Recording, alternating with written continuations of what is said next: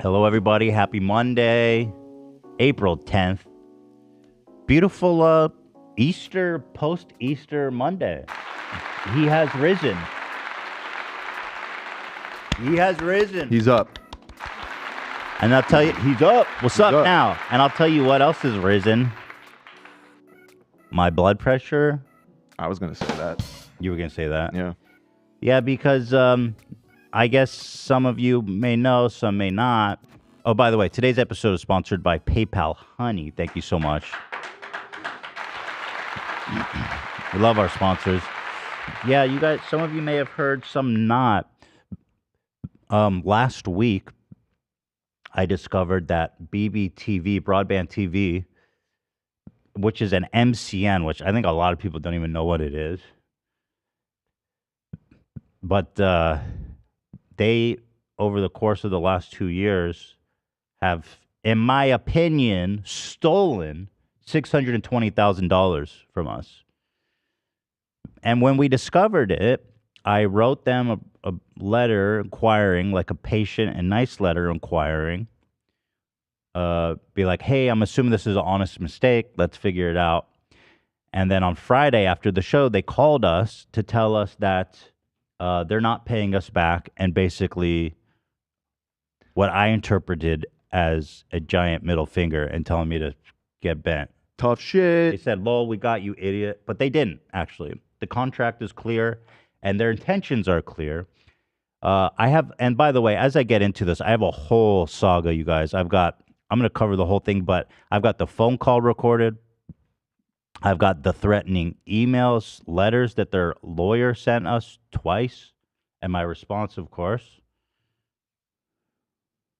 Also, I do want to say, straight up off the bat, as I'm trying to be as safe and respectful and above board as possible. That's why there will never be a frame here that says in Ethan's opinion, so that if they can never claim, they never get a single fucking frame of me that doesn't say in my opinion. Everything I'm saying is in my opinion. Okay? Also, I do want to say at the top of this show, because obviously this is contentious between me and Broadband TV and their CEO, that I want to say, do not send hate or harassment to any employee of BBTV, anyone associated. Don't say anything. Don't say nothing to nobody. Never. You know what I mean? This is between me and them and our attorneys. So while I think it's important that I tell you guys exactly what happened, while I think that truth and justice is absolutely paramount in this situation, which is why I'm doing this, I want it to remain contained here as far as you guys are concerned. And please do not harass, name call, direct. Don't do anything like that, okay? Leave them alone. We're going to get them legally, right?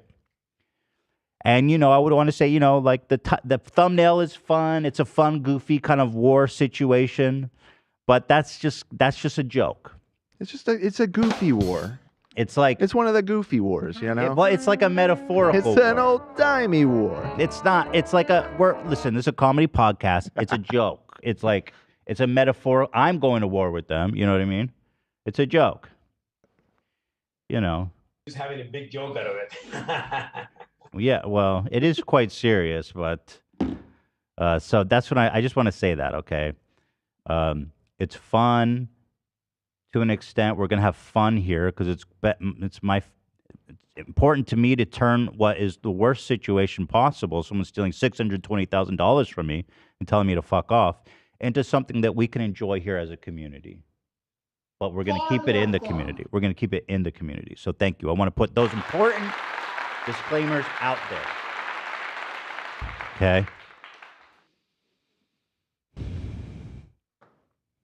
So, with all that being said, Howie Mandel's calling in at 1:15 actually. So I got to talk to him first. We got to talk to America's uncle. Because Howie on the good Oh, he said he might be a little late. Okay. He actually, let's do some good news. Howie did some really nice things for us over the weekend. Hila's coming to join us because we all want to thank him, but he is such a nice guy. I think he's like the nicest dude alive. And I'll show you guys exactly what I mean. How did this even start? So Howie, he was on the show. We gave him some Teddy Fresh. And then he started wearing it to shoot America's Got Talent. And there's always paparazzi outside taking their photos. So this man, first of all, shows up in this stunning full Teddy Fresh outfit. And he looks so good in it, doesn't he? He's killing it. He's killing it in it. Like, he's pulling it off so majorly. And then this was from, what was it? The Daily Mail. Mm-hmm. And they even wrote it out. They said, Howie Mandel, 67. Why do you got to hit him with the age? Why you got to do that? They mentioned Heidi and Sophia. Don't mention her name, Sofia. Appeared in high spirits as he greeted fans and posed with Tokyo Chicken wearing a Teddy Fresh oil spill design. Look at that shit. Called it out. But then the next day, and we're like, yo, Howie, you're the man. We love you so much. It's so nice of you. We posted it. Everyone loved it. He came back the next day with another one. This is Hila's Send Help shirt. And by the way, again, pulling it off. Like, this man is actually wearing a bowling hat and looking fly as hell. Doesn't he look amazing? He looks so good. And the way he's putting out his hands, too, like, well, on Easter, he has risen. Yes. He's up. He's up. Christ is king. You know, he even showed the back, blink twice if you need help. He's the man. And we're just like, oh my, we're gushing. We're like, Howie, you're just, you're so awesome. We love you so much. And then, what happened next? There was something here. I texted him. Let me. He made an offer for, I don't want to get this wrong because it's so nice what he did. Oh yeah, he says, Nothing. he says, my stylist just bought the Teddy Fresh wash denim jacket for me to wear on AGT. I was like, dude, we're just gushing like, oh my God, dude, you're the greatest. I love you so much. Like, oh my God. And then he goes, here's my stylist number. She does every big show, including Heidi Klum's show. And I was like, are you freaking kidding me right now? So I think what happened was Hila called her directly. And then Howie showed up to AGT and showed them Heidi Klum and Sofia Vergara. Vergara. Some of the clothing. And then the both of them were like, I love this sweater. Here, they both love, you could come sit, Hila's here. They both loved this sweater. Here's Sofia wearing it. Oh, where's the one with Heidi? Is it in here? It's the link number 2 in the doc. That's this one, isn't it? That's you're on 3. So first, oh yeah, here's Heidi. She posted herself, or then we posted. Yeah, she posted this, or it was on the Daily Mail. So here's Heidi Klum wearing the "I will accomplish nothing today." They loved this. Sophia loved it, and by the way, it was Howie who was in there. He was like, "Oh, you were there." So he was like, "Yo, Hila, if you come," or it was you tell what happened. I don't know. I'm so excited. Hila's here. What are we doing? We're doing the rundown of what happened? Yeah, and I was talking about you talked to. Okay. Howie gave you the stylist number. Yes. Yeah. So I reached out because I was like, I want to get to know Howie's stylist. She seems cool. So I said, hey, what's up? Nice to meet you. Maybe we can get on a call or something to get to know each other.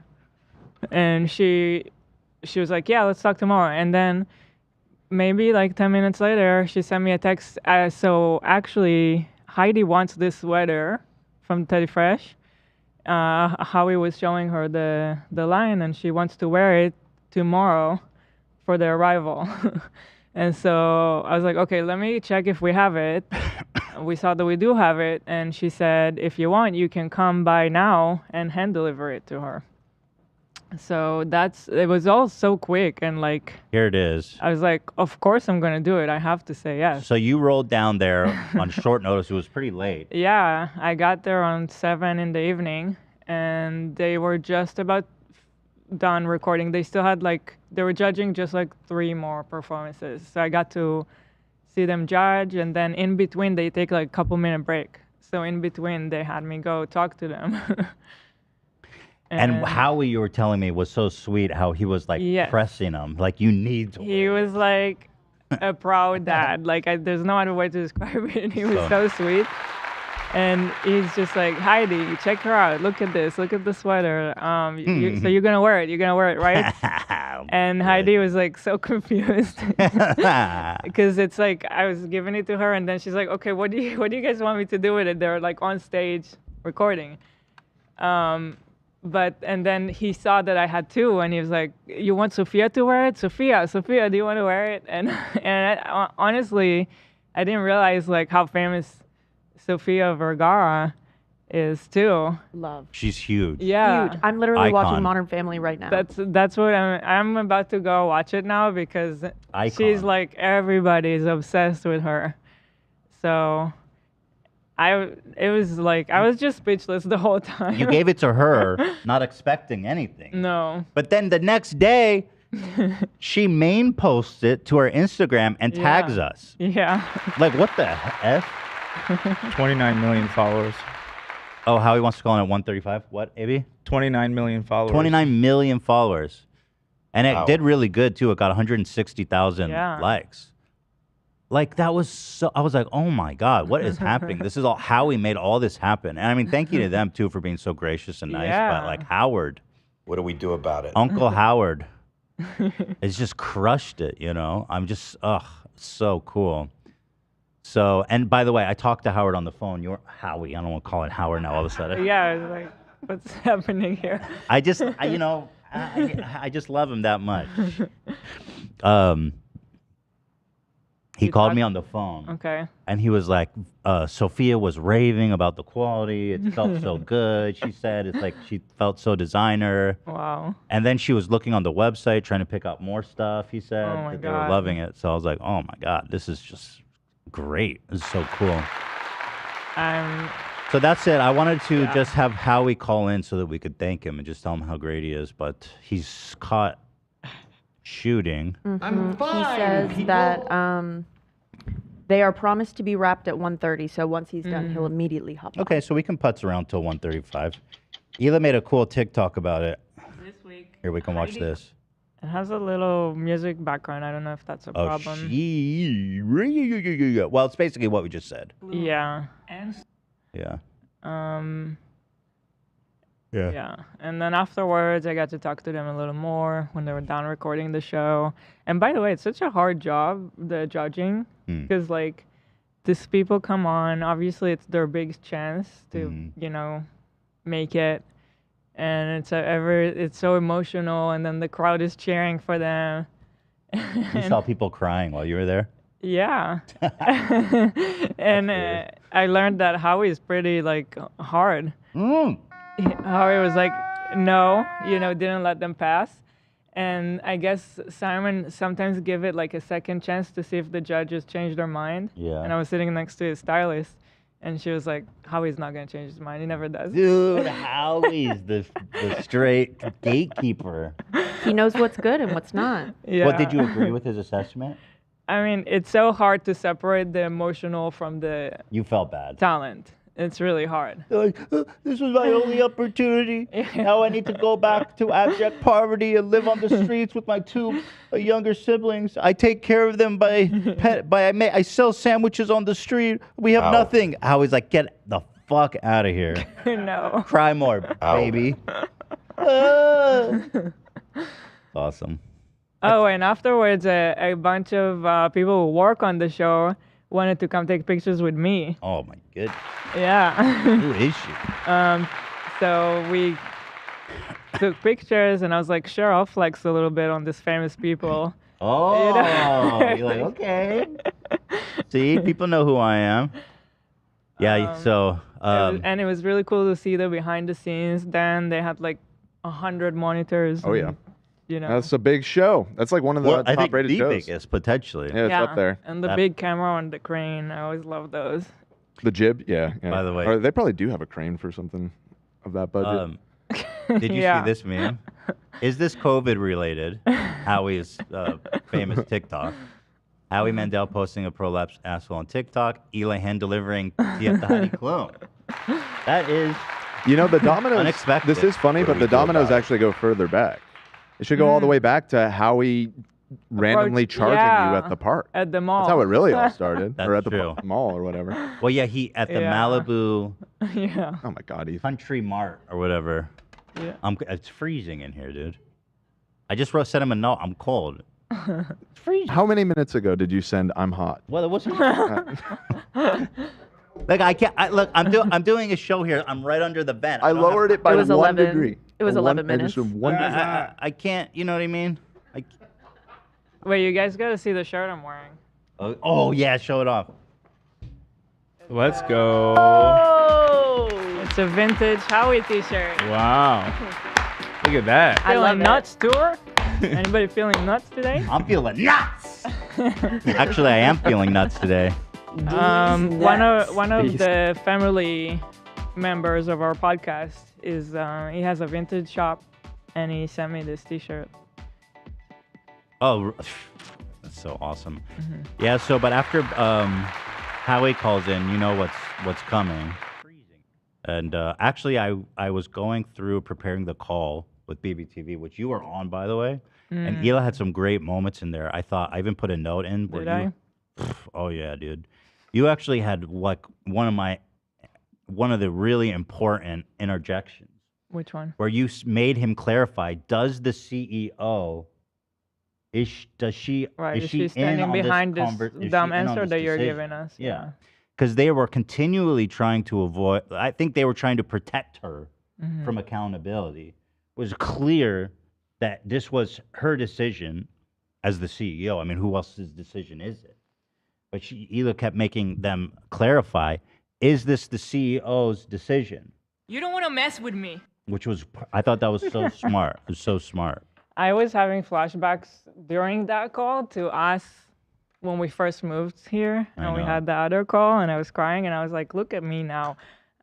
No way I'm gonna cry on this call. I'm gonna make you cry. You know? That's so. I was like, if anybody's crying here, you're gonna cry, not me. Seemed like he was about to at some points. Because when we first moved here, we got screwed over by MCN. We got screwed over, and at that time it was like, that's everything, and if we can't make money, we're screwed. Like everything is on the line. You can't mess with our income right now, because it's like every month is a month by month, you know. It was with getting by. It was with Studio 71. They rebranded because they got so much shit. What was they were called Creative? Yeah, there, they'll just I love that they just try to change their name and hope everyone forgets what scumbags they are. But Wait, what was it they were? I think trying now they're Studio 7. So, yeah. Before they I were forget what they were before. So Creative something. what it was is that at the time, for doing reaction videos, it was super important to be in the managed program, Right. because it will exclude you from the auto claiming system. Right. So anything we would react to immediately get claimed, and then we wouldn't be able to monetize anything. Right. And you tried to explain that to them from the moment they started talking to us, because that's the only thing we cared about. And they said they could do it all throughout the Digital Yes, Studio. Collective, that was the one. So all throughout the conversations and everything and emails, they said they would do it. And then the moment we switched over to them, they didn't do it. And then everything gets claimed, and it was like a big, crazy shit show. And so we get on a call with them, and we're like, well, if you can do it, let us go of this network. And they're like, no, you signed a contract. Yeah, dude. And I was like, are you serious? I think at you the guys time- said you could do it. We signed the contract, yes, but you said you could do it, and now you're not doing it. And that was when I started crying. And the guy was like, welcome to whatever. How did he say it? Welcome to the real world. Yeah, you signed a princess. contract. You signed a contract. Time to Yeah. grow up. He was like Yeah. patronizing us. Like, Yeah. who the fuck are you? And then I found out this guy was telling people behind the scenes don't work with us. Yeah, they also said Forget that. his name. Uh-huh. Oh, such. And that's the guy that kept calling you buddy. Oh yeah, buddy. So what's interesting is that was my first lesson on these MCN things, and I thought I had learned enough and mistrust the MCNs enough, and now I feel like such a fucking idiot because I'm probably getting scammed the hardest for the most money. This is like the best heist the MCNs even ever pulled off. And I think what they do, because again, they promised us we'd be in the managed. And I was stupid back then. I didn't know anything. They do it over a phone call, and then there's no trace of it, and then they're not accountable to anything they said. That's what happened in that case. In this case, first of all, with BBTV, even in the contract, they're 100% wrong. It's clearly it's, written. But in this case, I wish I could find our negotiating conversations. It was on Skype, and I have no idea how to recover those. Because if I could recover those, it would be from back then. Yeah, that's where we talked about like the whole thing of like 100% goes to us. It's all in the contract. It doesn't matter. It's all in the contract. Yeah. The contract is actually like so clear. That's You don't even need to be a lawyer to understand it. This It's isn't so my clear. first rodeo. That's what I think. So I don't think you even need to try to go back and find But it. you know, when I signed with them, I tried to create a situation where they couldn't possibly fuck us over. I know. Whereas like 100% of everything from YouTube comes Yeah. to us. You know, that was it. And they go, well, we can take, if we bring you ads, we can take 70, 75%. I was like, yeah, if you bring me a sponsor, sure. I don't Sure. Right. And so they write in these lines like that about stuff like that. And then they literally find a way to exploit that and steal your money. Like, these businesses don't do anything, honestly. What they're good at is writing super predatory, fucked up contracts and then exploiting and manipulating and deceiving people and taking their money. I'm pretty sure that's how they make their money, in my opinion. You see what we have here, Hila? In my opinion. You as see this? well. Love it. Try to grab a screen. Try to grab a frame for the attorney, bitch ass, dumbass lawyer.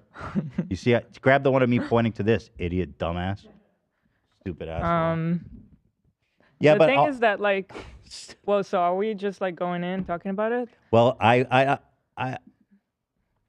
we can. I just want to wait for Howie. Because I was gonna actually leave after Howie's call. Yeah, that'll be relatively soon. So I don't know. We got say what you It's want. just Say what you well, want while okay. you're here. It's just stupid. On the call, they were trying to argue that the membership falls under other, and there's like. I've got it all. Yeah, I've got a whole it's like document. there's so many ways I could start explaining why this is not other. They're wrong in so many different ways. It's Well, like and it's stupid. I have the phone call, which I'm going to play for everybody. And in the phone call, you can hear how they are clearly trying to rationalize this in a way that was not upfront. That they are understanding that this was not the contract that we signed, and that they have underhandedly gone behind our backs to siphon off this money. And then they're just desperate to be like, no, in the contract here, it says that we can steal your money. Like that's the tone of their justification. And it's just so clear. And, you know, their attorney is so, I think they're very scared about this phone call because their lawyer sent me a second threatening letter last night where they're like, you may have illegally recorded our representative. I said, first of all, dummy, Canada's a one-state consent. Second of all, send me to jail. Send me to jail. You understand? I'm crazier than you. I don't fucking care. Like, I've done my due diligence, right, to make sure that, like, this is kosher to the best of my abilities. But at the end of the day, I don't care. I'm crazier than you are by a lot. Like, when will people learn this? I'm fucking insane. I don't care. Like, if you fuck me over, if you steal money from me, if you patronize me, if you do any of this shit like you're trying to do to me, to treat me like a fucking idiot, I'm crazy, dude. He's this This is crazy Israeli proven. clown comedian. I've gone fucking goblin mode over way less. I don't know what y'all expected. Like, I'm fucking nuts. You know, like they go, oh, I can't wait to read these letters. They're like, it's criminal. You recorded the call and you broke business and legal boundaries. I said, here's a boundary. You stealing $620,000. Let's talk about that boundary you broke. Or like saying that your videos are unhelpful. Unhelpful. Okay, let me help a burglar steal my purses. All right, let me hold your hand. It's like, you think I'm trying to help you? Yeah, it's unhelpful. The only way I'll help you is give you my bank account to pay us back. That's essentially, I wrote back a real song.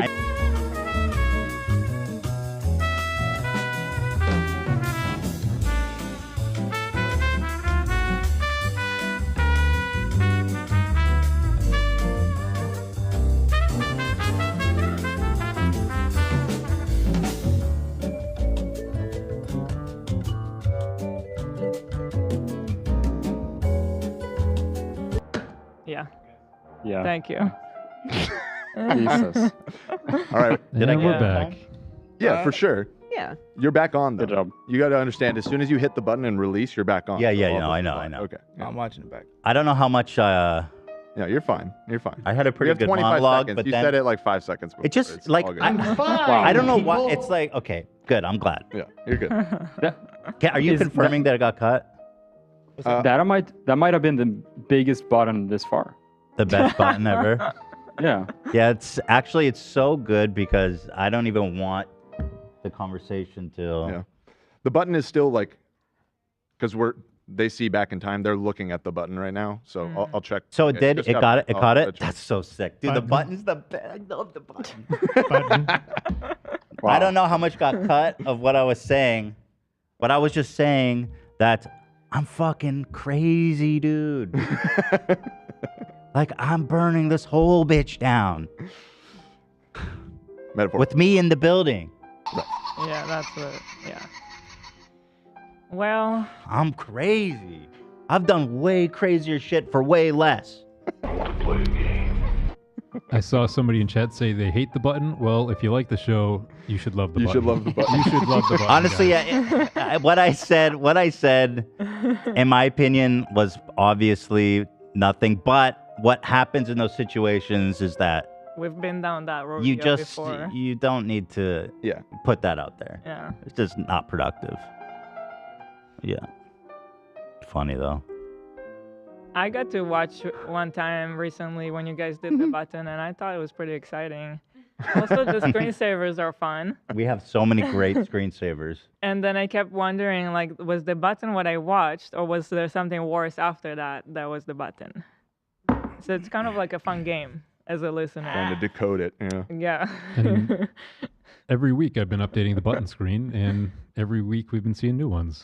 I'm surprised that we've keep had to them use it coming so on the much. subreddit if you got a funny idea for a card. I don't even think we've come Keep close that to in. cycling through all the great button screens. Not even close, yeah. That's the game. But yeah, I was just saying, like, I had such a great monologue there. I think it all got cut. I'm fucking nuts, okay? Essentially, you know, like. So I was saying. Who's ready? Howie. I want to make this point.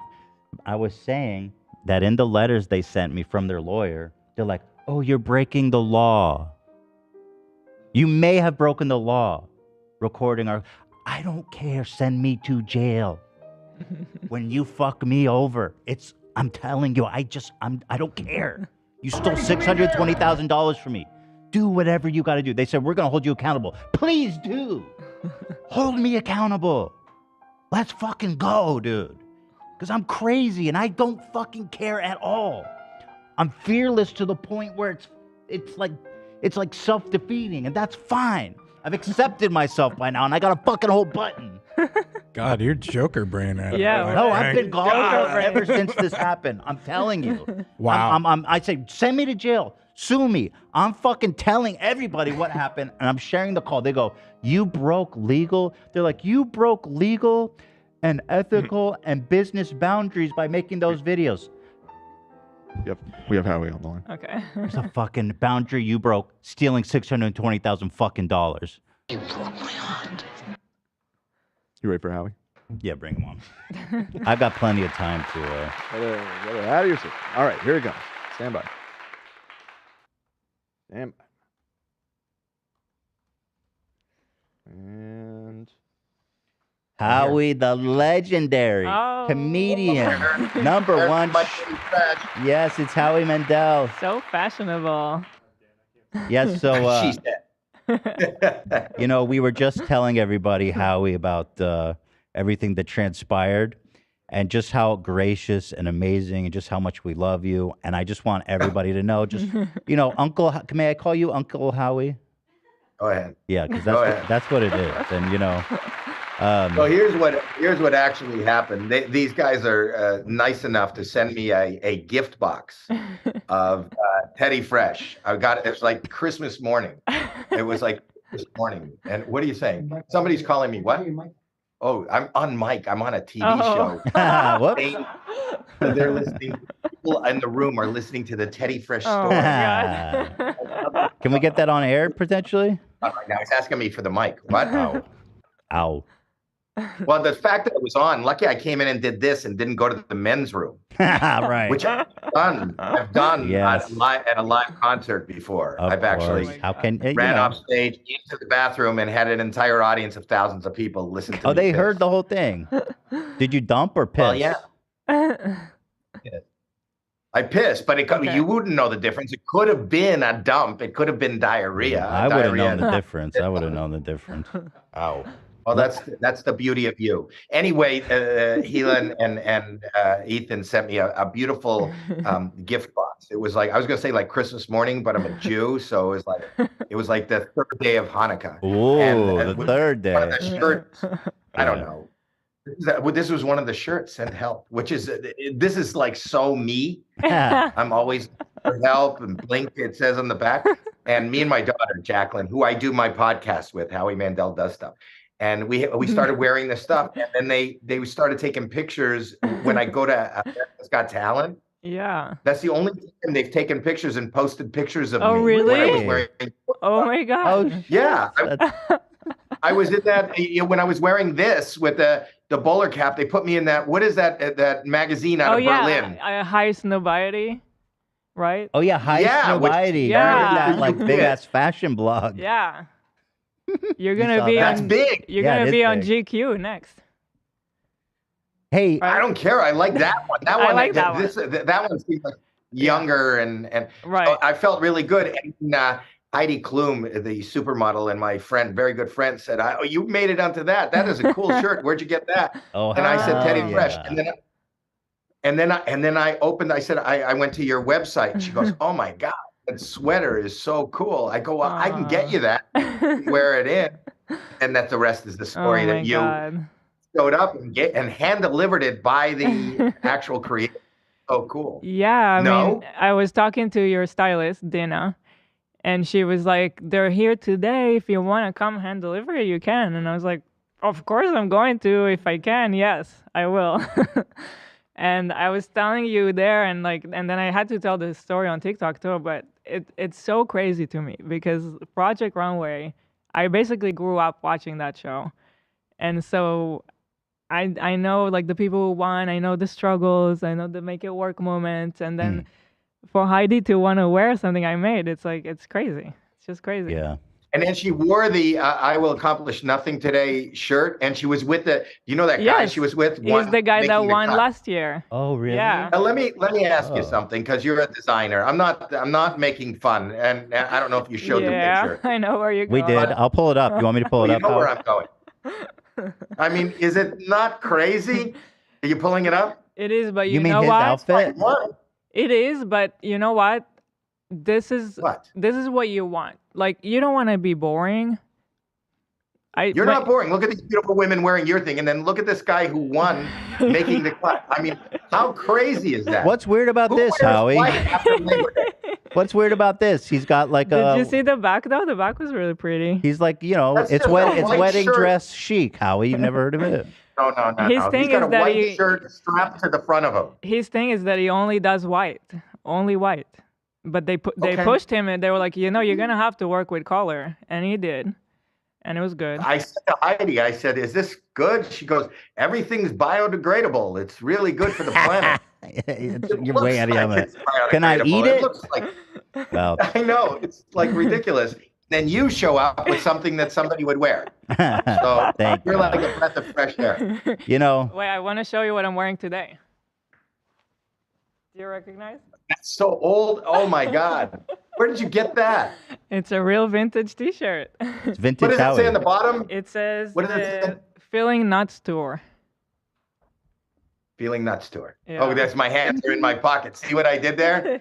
Oh, you're feeling your nuts. Oh, I didn't even get that. Feeling the nuts tour. You get that? We My love jokes that. are so heady. Oh my They're god. so, The jokes. above the. Got it. But Got anyway, it. Howie, I just wanted to hear from you and to celebrate our beloved Uncle Howie, who you're too good to us. You're too kind, and Well, it's you've just, been really kind. You know that your following came to Howie Mandel Does Stuff, and ever since I was on your show, they've been supporting me.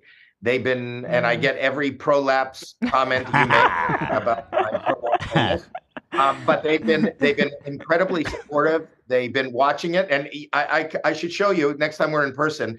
In my comment sections, it goes, "We're here from H3. We're here from H3." Yeah, well, you know what? We're all family here now, and It's just you're a friend of the Tomorrow, show. you guys should watch my. You should watch my podcast. You know what I Okay. have on my podcast? What? Tom Sandoval telling his side. It's the first place and the only Who? place he showed up. Wait, who? Tom Sandoval. Do you know what that is? Sandoval. Wait, why does it sound super familiar? Sandoval. He's the guy from Vanderpump Rules. Oh, that- from Vanderpump. Oh, I you've got all the gossip there. Oh, I just started watching it. Uh-oh. Howie's Tom got that Sandoval is exclusive. Okay, the that's guy- juice. Wait, He's coming on. what he's did he coming do? on. What's his Well, what situation? he's being accused of doing is apparently he's been living with this girl. I don't watch the show, but he's Okay. been living with this girl, Ariana, for 9 years. Yeah. And he had an affair with her best friend. Oh. Dirty, dirty, dirty boy. So it's called Scandival, but everybody's Scandival. talked about it. CNN covered it, and it's the only place tomorrow on Howie Mandel Does Stuff. Wow. Come and tell his side of it. Did you So record it subscribe. already? Ooh. How'd you get that scoop? How do you get that scoop, Howie? I mean, I know you're Howie Mandel, but It's Howie Mandel. you just reach out. You're like, listen, this is. Talk to a Teddy Fresh wearer. I mean, yeah, you got I- me. You stalked me into a parking lot in Malibu and got my ass to come into your show. So you are Howie Mandel. I did. And you were looking at me like you were worried. It wasn't like a warm. I went, hey, I was Ethan, a little- Ethan, I what, was. What?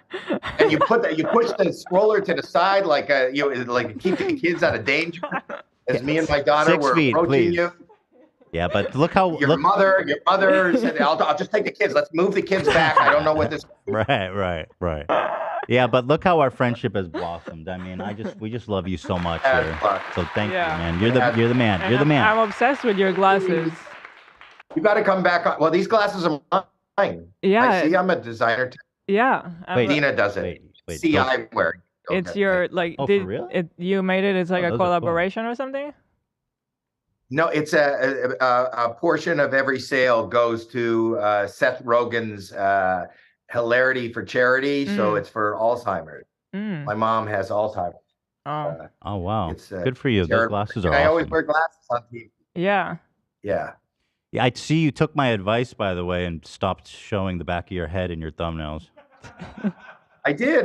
Listen, I'm learning from the best. got, you are I've got the insight. podcast- You do. It's still in your banner, but your thumbnails are way better. They're I way gotta tell you, better. Way better. Yeah.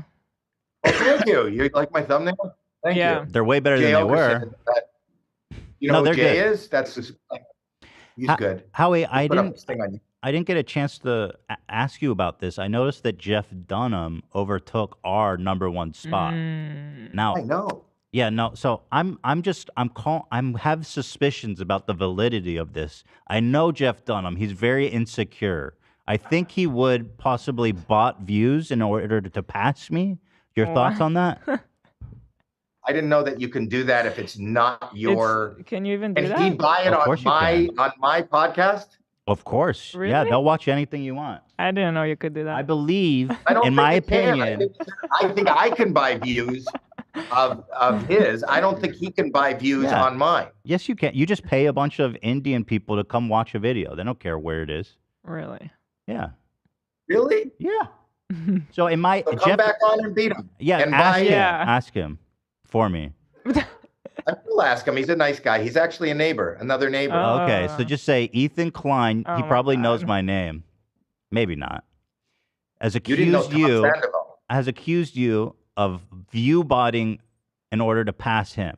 And then Howie, if Well, he's why don't you just tell you have way more followers. Why don't you just tell your followers right now, just click, they don't have to watch the whole thing. Watch the episode of Ethan on Howie Mandel Does Stuff and just let's surpass. You can watch it for a couple of minutes and it'll click and let's surpass Jeff Dunham. Smooth. Howie's really plugging. Real Always smooth. keep it plugging, Howie.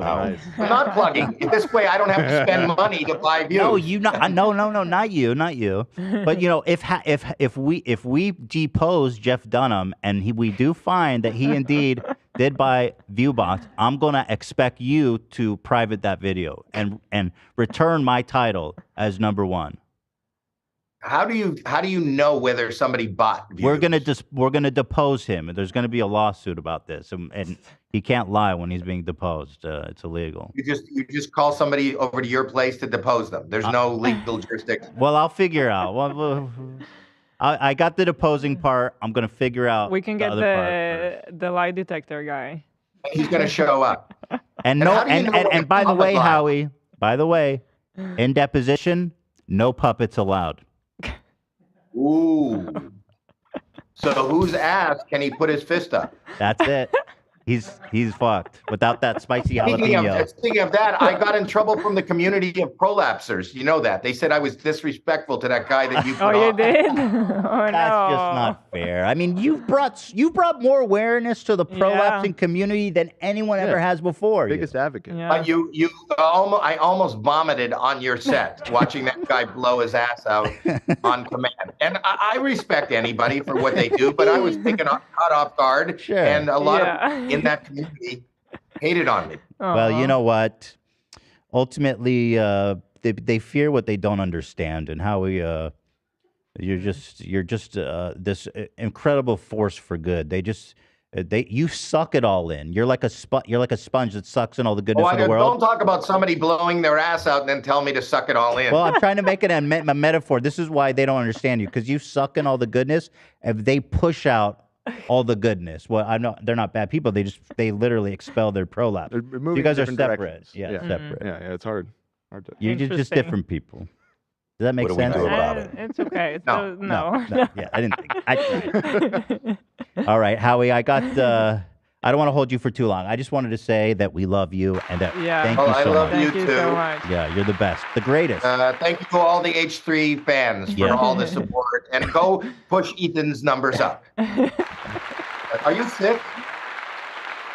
No, I don't know why. I just cough sometimes. You know, I Not spit out when I'm blood. I on. caught out blood sometimes. Is that? But Then goodbye. Goodbye. I don't know if I can catch a virus on. I'm just kidding. No, I'm fine. I don't cough out blood. I have acid reflux. It makes me cough sometimes. Yeah. Isn't that usually after eating? Did you just eat? I have it's like Coffee can do it. Right. it's more than that. It's a GERD. It's like a chronic. Now I'm starting to get in. He's GERD It's gang. not funny. Well, you got GERD and acid reflux. Yeah, I got it all. Howie. Tourette's too. Yes, prolapse. This is a Tourette's. mess. Oh yeah, I have been through a lot. And help. I hope I look as good as you do at your age, Howie. I know. 7. I'm looking for my hairline. It's in the other room. All right. I'll Listen, talk to you later. we love you, Howie. Be Bye. good. Stay good. All right. Stay. You're the best. Bye-bye. Bye. Bye. That's Howie Mandel. I mean, who does it better? Who does it better than him? He's so nice. He's so gracious. Yeah. Such a great guy. So I'm super happy for you. I'm so grateful to Howie. I mean, it's good things happening Thank you. in the world of Hila Klein and Teddy Fresh. Yeah, that was a big moment. So actually, you know So what? what- It's perfect timing to thank our sponsor, and then we Yes, can indeed. jump in to the meat and potatoes of it. Am I gonna leave you, or are you gonna You can leave me. be? I got the button. Yeah. We'll keep it. Goblin mode is a little bit This is it's like quite extreme of the I goblin got the we got button. here. I got the button. And like I'm trying to I don't know what to say. I'm ready. I'm the fucking Green Goblin, you know? It's over.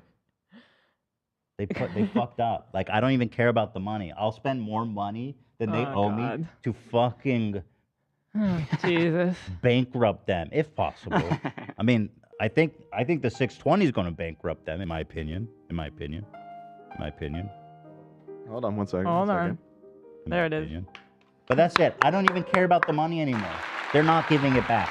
Mm-hmm. I will spend $1 million to legally fuck them in the ass.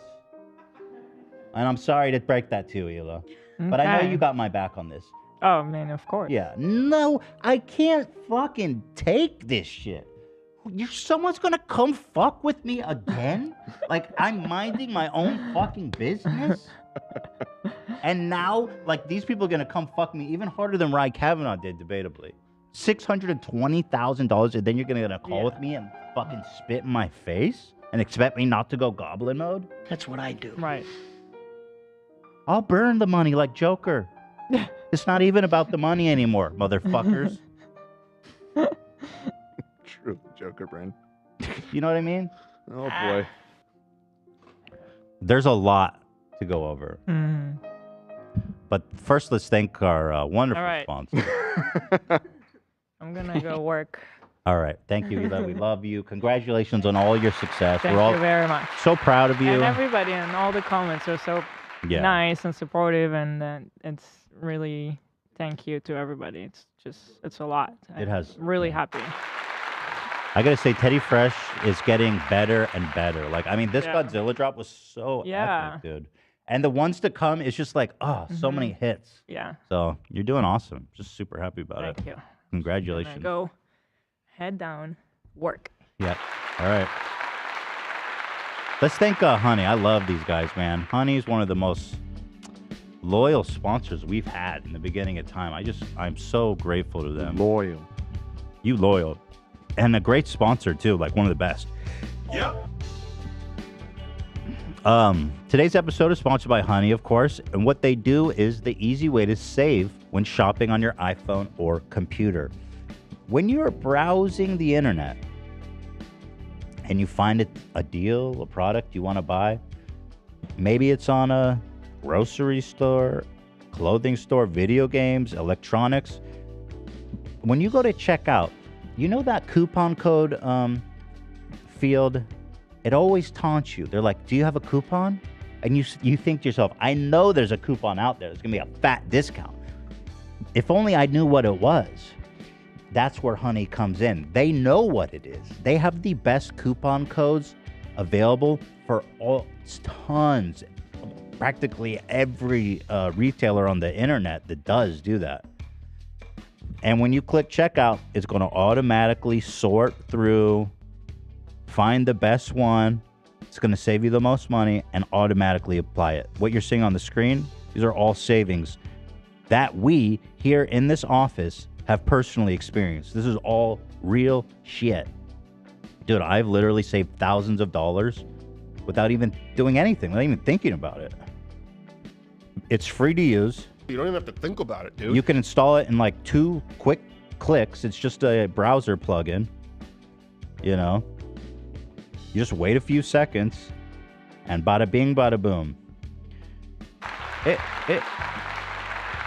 It's honestly like I don't surf the internet without Honey anymore. It's crazy. If you're buying stuff, it's crazy. And the best part now, it works on your iPhone too. You just activate it on Safari, on your phone, then you can save on the go. Let's freaking go.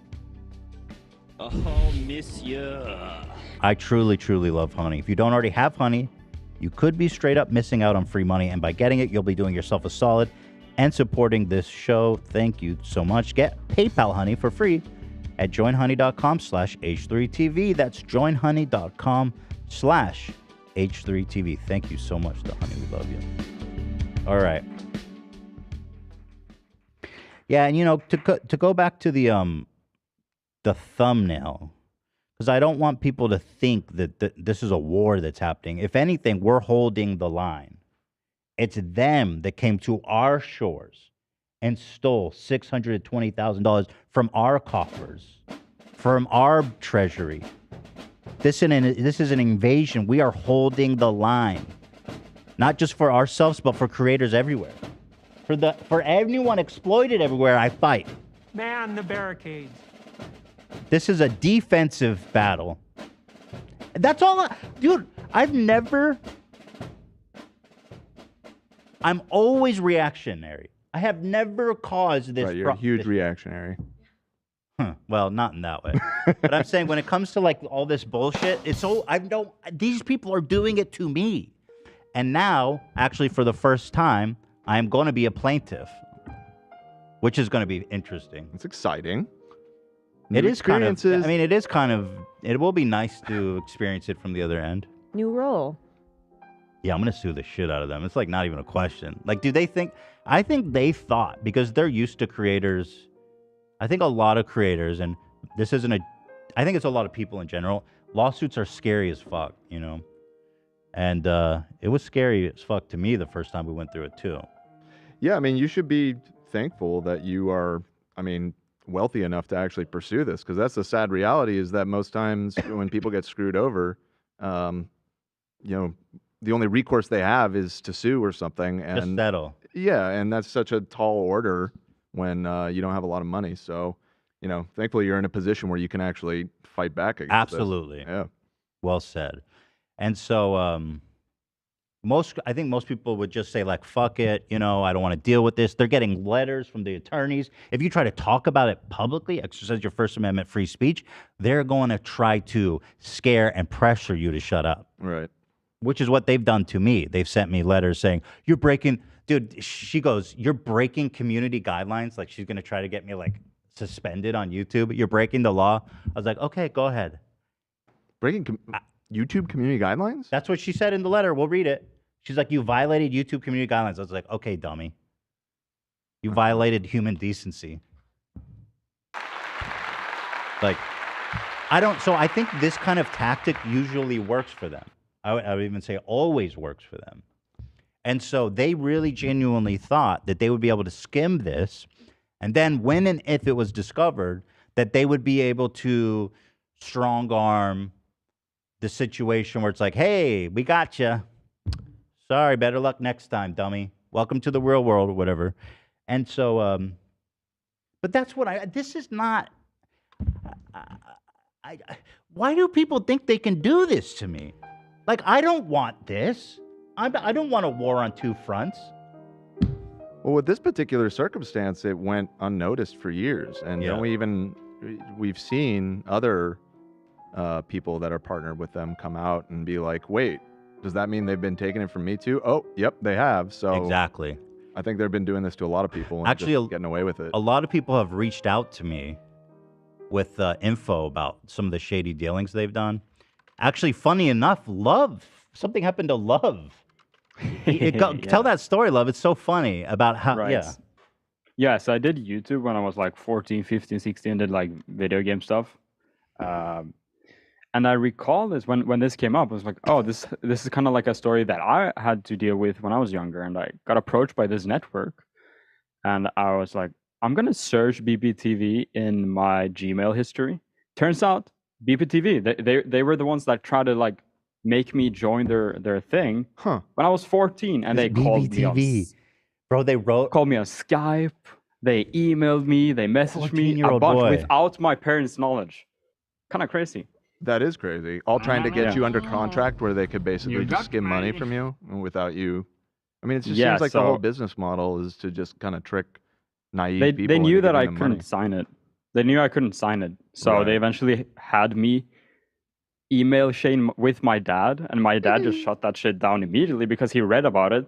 And like, this doesn't make any sense. And when he said no to them, they like try to argue with him. It's crazy. Well, and then when you read the contract, which I did, it's all just straight up lies. They can't do anything for you. And they were trying to pitch a 14-year-old boy a 60-40 cut. On page 14.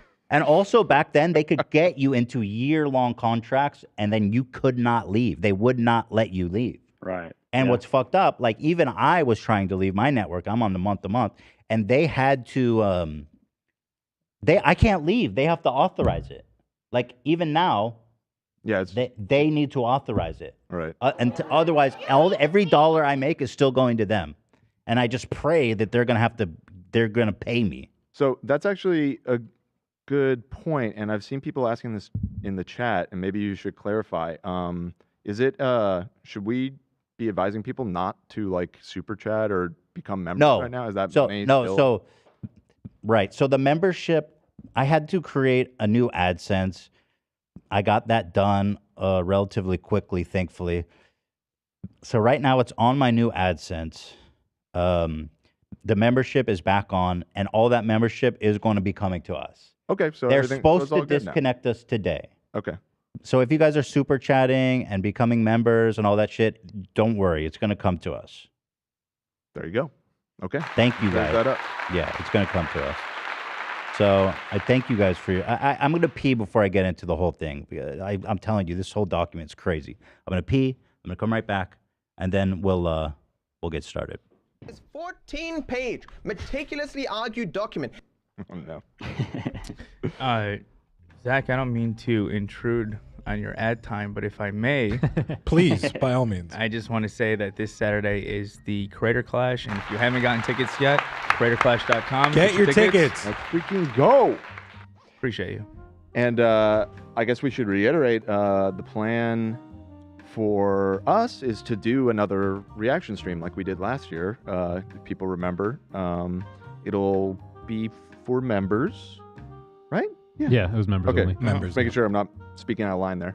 Yeah, it'll be a member stream on Saturday. It'll be a co-stream, I guess, along with Creator Clash.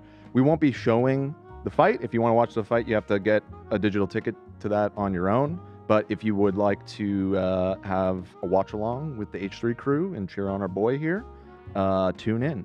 What time is the Creator Clash on Saturday? It's at some time. Okay. Can't wait. Tune in. Why don't we look that up real quick just so we can... It's at 3. It's at 3, but is that Eastern? Florida time or West Coast time? West Coast. So in Florida, it starts at 6. It starts at 6 p.m. East Coast time, 3 p.m. our time. Okay, got it. And yeah, we'll probably start streaming an hour before that. And just mess around until it gets going. So yeah, if you want to do that, come and join us. Is there going to be snacks? There will be snacks. I'll be there. We'll have some brews, and some snackies, and all kinds of fun stuff. And, Hell yeah. It should be good. We drank beer. AB's going to fucking win. And AB is going to win so fucking He's going to fucking win. Thank you, buddy. Somebody just asked what time is Creator Clash. I already addressed that one. Oh boy. Saturday is my 30th birthday, and all I want is AB's W. Hell yeah. Happy birthday. Right, there's a couple things. You're going to make your wish come true, my friend. I don't know why I say we. I have no bearing on how the fight goes, but AB's going to make your wish true. So, about that, first of all, one quick thing at the top of the show. Haters, back the fuck off. Because at the battle, the endless pit of despair of losing subs, we have gained 74 subscribers this month. Let's go. We knew it was coming. And that means that at this rate, we'll be back at 3 million in 2,075 years. Is that right? I mean, 75, if we say it's 75 a month, I just made and it we up, need what, like 25,000 subs? No, more than that. It's more than that, isn't it? Maybe it's more than that, yeah. It's way more than that. We need 130,000. 130,000. Divided by 74. Divided by 75. 130,000 divided by 75. Woo! Here we go. Crunch the numbers, baby. Let's go. Let's do it. If this is your first time tuning in, or you're a regular viewer but you're just not subscribed, feel free to hit that subscribe button so we can get maybe 75 next month. That'd be awesome. 75, we can get one more. Wow, love the ambition. Thank you, baby fam. steps is progress. So it's about 144 years. 144 years. Yeah. I'm excited. I'm shooting for 143 years. I think. Ambitious. No, but in all seriousness, this is kind of actually pretty epic for us to be in the green. because we were usually losing like 10,000 a month ever since Frenemies ended.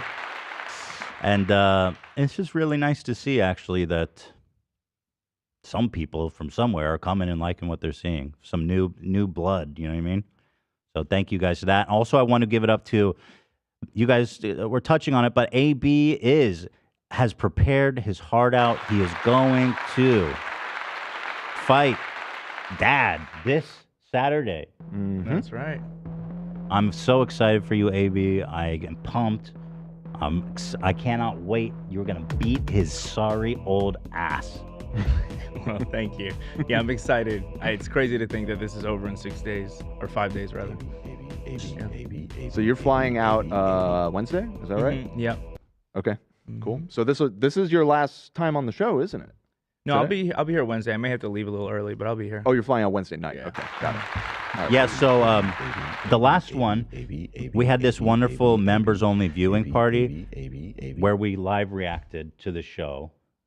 And we were drinking and eating and having a lot of fun and watching it live. So we're going to do that again. We're all going to be here supporting AB, having a wonderful live event with everybody, getting smashed and just having a great time. So thank you to all the members who are going to join us on that really fun day. It was so much fun last time. I'm drunk. And this time it's going to be even funner because AB is going to put his ass on the fucking floor where it belongs.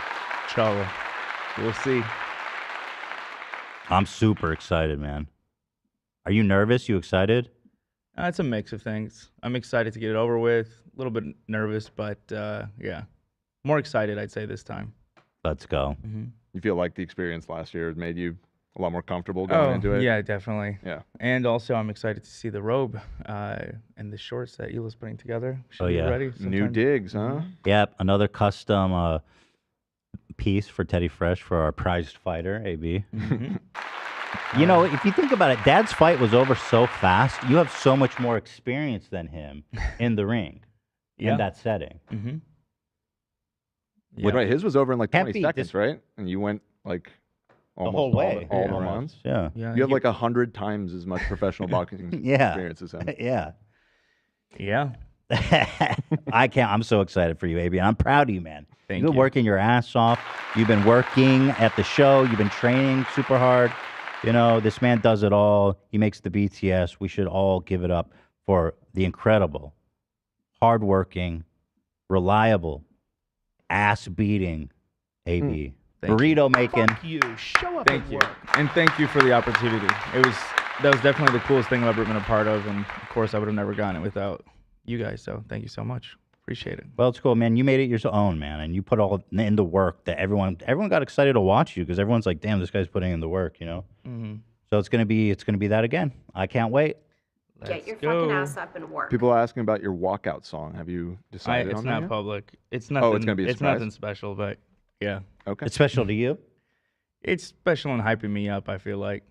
Yeah. There you go. That's all you need. Is it the Special? H3 theme song? No. Wow, loyalty's in question. Just kidding.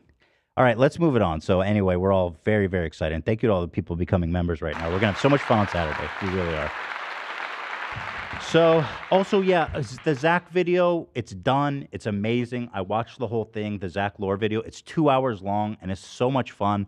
I was gonna post it on Sunday, but I feel like the whole thing got overshadowed by this whole drama controversy thing. So I want that to have the spotlight on its own.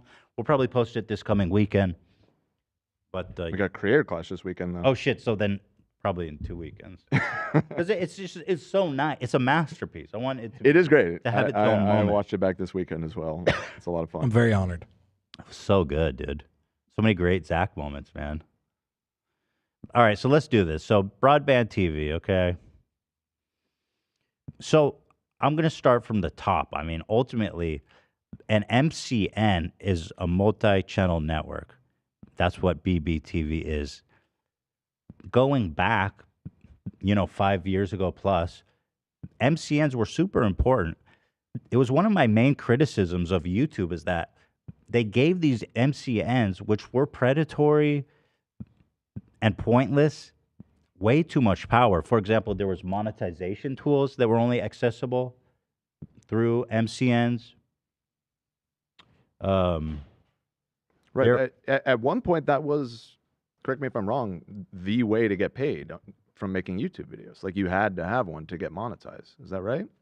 That might be right. Shit, I forget. Like in the but really actually, early, because at the time, getting monetized by yourself was like, yeah, you couldn't do it. You're right. Right. Back in the day, I think you're right. I totally forgot that. You couldn't even get paid unless you were part of an MCN. Mm-hmm. And they forced you into these incredible toxic predatory relationships where, like Love said, and we were kids. We don't know anything about doing legal shit. We're just YouTubers. You know what I mean? And so they would do like these crazy splits, like 60-40 for years at an end. And then they wouldn't let you out. And so we were forced in these really horrible relationships. But as YouTube progressed and there was more MCN scandals, for example, there was one that happened somewhat recently with Defy Media. They just stopped paying creators. They just, yo, look at this. The Quartering just put out a video defending me. Let's go, Jeremy. Poor. Demonetized? I don't know what that means. Oh, because of art, I guess. That did happen. It did happen. Right? Yeah, it did happen. It did. I just don't think that that's the main thrust. Uh-oh. But you do what you do, Jeremy. I love that you're supporting me. Thank you, King. So there's a dub for Jeremy. What? We love Jeremy. The Quartering. I've always friend said of the it. Show. I've always said it. He's you such, do know, have a weird soft spot. Listen, I do. I know what you mean because he is like kawaii simping for us in a way. Yeah, I think he loves you secretly. Look, in a sweet, I'm 40. sweet friend. I'm tired. Best friend. I'm sweaty. I'm fat. I'm overweight. You know what's funny? Even Charlie Critical defended me, although I will say the top comment was pretty funny. It said, "You don't have to like Ethan to see this as bad. At this rate, his wife's boyfriend will have to buy him another Switch." Okay. Who's my wife's boyfriend? I don't know. They're just you're Brad you're the a Bull. cuck. But when did Jeremy get this kind of audience? I know Jeremy does. When did Charlie get this kind of audience? But there you go. You don't even have to like me, bro. I love that you can't even defend me. You know, it means like, yeah, he's a piece of shit, but he's not wrong in this case. Thank you. We got a timestamp from Jeremy. It's just funny how he starts it off. Yeah.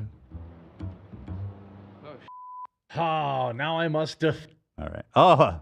Ethan Klein. It is one of the most difficult things I have to do. But well, I understand, Jeremy. He says it with a lot of love. He's laughing. He loves me. He loves you. Poor. Yeah. Okay. So anyway, so we were all kind of forced into these predatory relationships with MCNs. Like, why? And they were fucking everybody over, and their services became.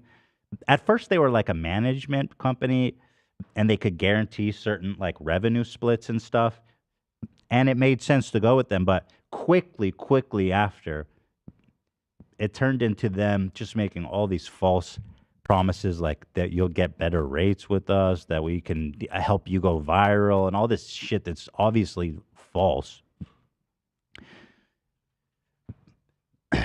False advertising? Yeah, and you had to be a part of this. So what happened in my case is we made our AdSense account in Israel.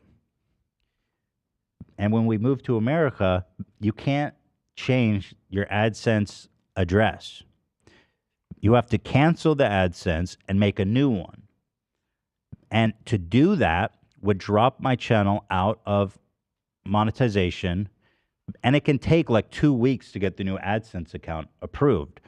So the only way for me to actually get paid was to be a member of a network, because they send the money to BBTV and then to me.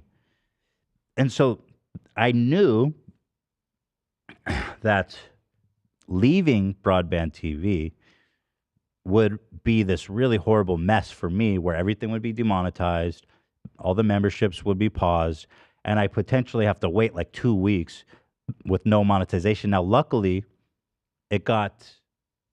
I did it this week, and I finally had to do it. It got approved really fast, so I'm thankful. I think someone at YouTube probably was on top of it to expedite that. So it was only down for like a day or half a day. So now we're on our own AdSense thing, and I can finally monetize. But before, I didn't want to deal with this potentiality of being demonetized across the board on all of our channels for 2 weeks. So I stayed with them as a matter of convenience, you know. And when we made this agreement with them, it was clear, crystal clear. It was 100% monetization from YouTube to me, and 75% of whatever, if they bring me an ad, like, I don't know, if they bring me, they're like, promote this video game in your show, like a sponsorship, you know, like we do on the pod, then they get a cut, which makes sense. Yeah, if you guys bring me shit, sure, you can have a cut of that. Makes sense. Which they really, I mean, in the 5.5 years that I worked for you, it's a handful of times they've gotten us. Maybe ads. 2. They're always weird ones too. Yeah, over the course of the years, it may have been more. It may have been like 5, something like that. It but, was I mean, never it's the just like- expectation anyway. No. It was like, I don't care. It was a rare exception when we got an email from them. So. And like, let's be real, they were doing that to make money. I mean, my actual agency that brings us the ads regularly, who I love and trust, takes less cut than that. Right. I just don't care about what BBTV is doing. Mhm. They know, I know that I'm only there for convenience so I can get paid, and they have no tangible value to a channel like mine, or any channel, in my opinion. And so what happened, well, have I described kind of how I got in this situation and what an MCN is for people that don't know?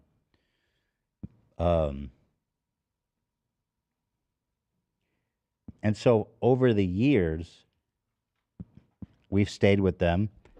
And in 2018, the membership product was launched by YouTube. Now, we signed our contract in 2017. So, of course, it wouldn't have been carved out. It didn't exist at the time. Right. And because we agreed in 2017 that all YouTube, Google revenue, 100% would be mine, then I would assume, of course, that would be mine too. You would also assume that if they were going to be taking 30% of this new massive revenue stream, because we've been our fans have been extremely gracious to support us on the membership, and we've built, made an effort to build a robust community there, that they would at least say something, that it would be a conversation, that it would be an authorization, that it would be a notification. What they did is silently skim 30%, going back as far as we can record. And, it started off as a small amount, and it's grown and grown and grown.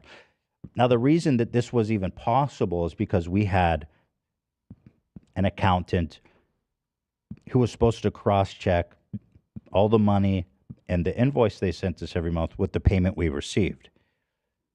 I used to do that before we had a head of finance, and it's a tedious task, as a business owner, as someone who's trying to build my business and do lots of other stuff. You got to outsource that stuff. So I trusted her to be doing that. We fired her 3 months ago, and we found out she hadn't been doing that, which is why this has been going on for so long, and we just noticed it.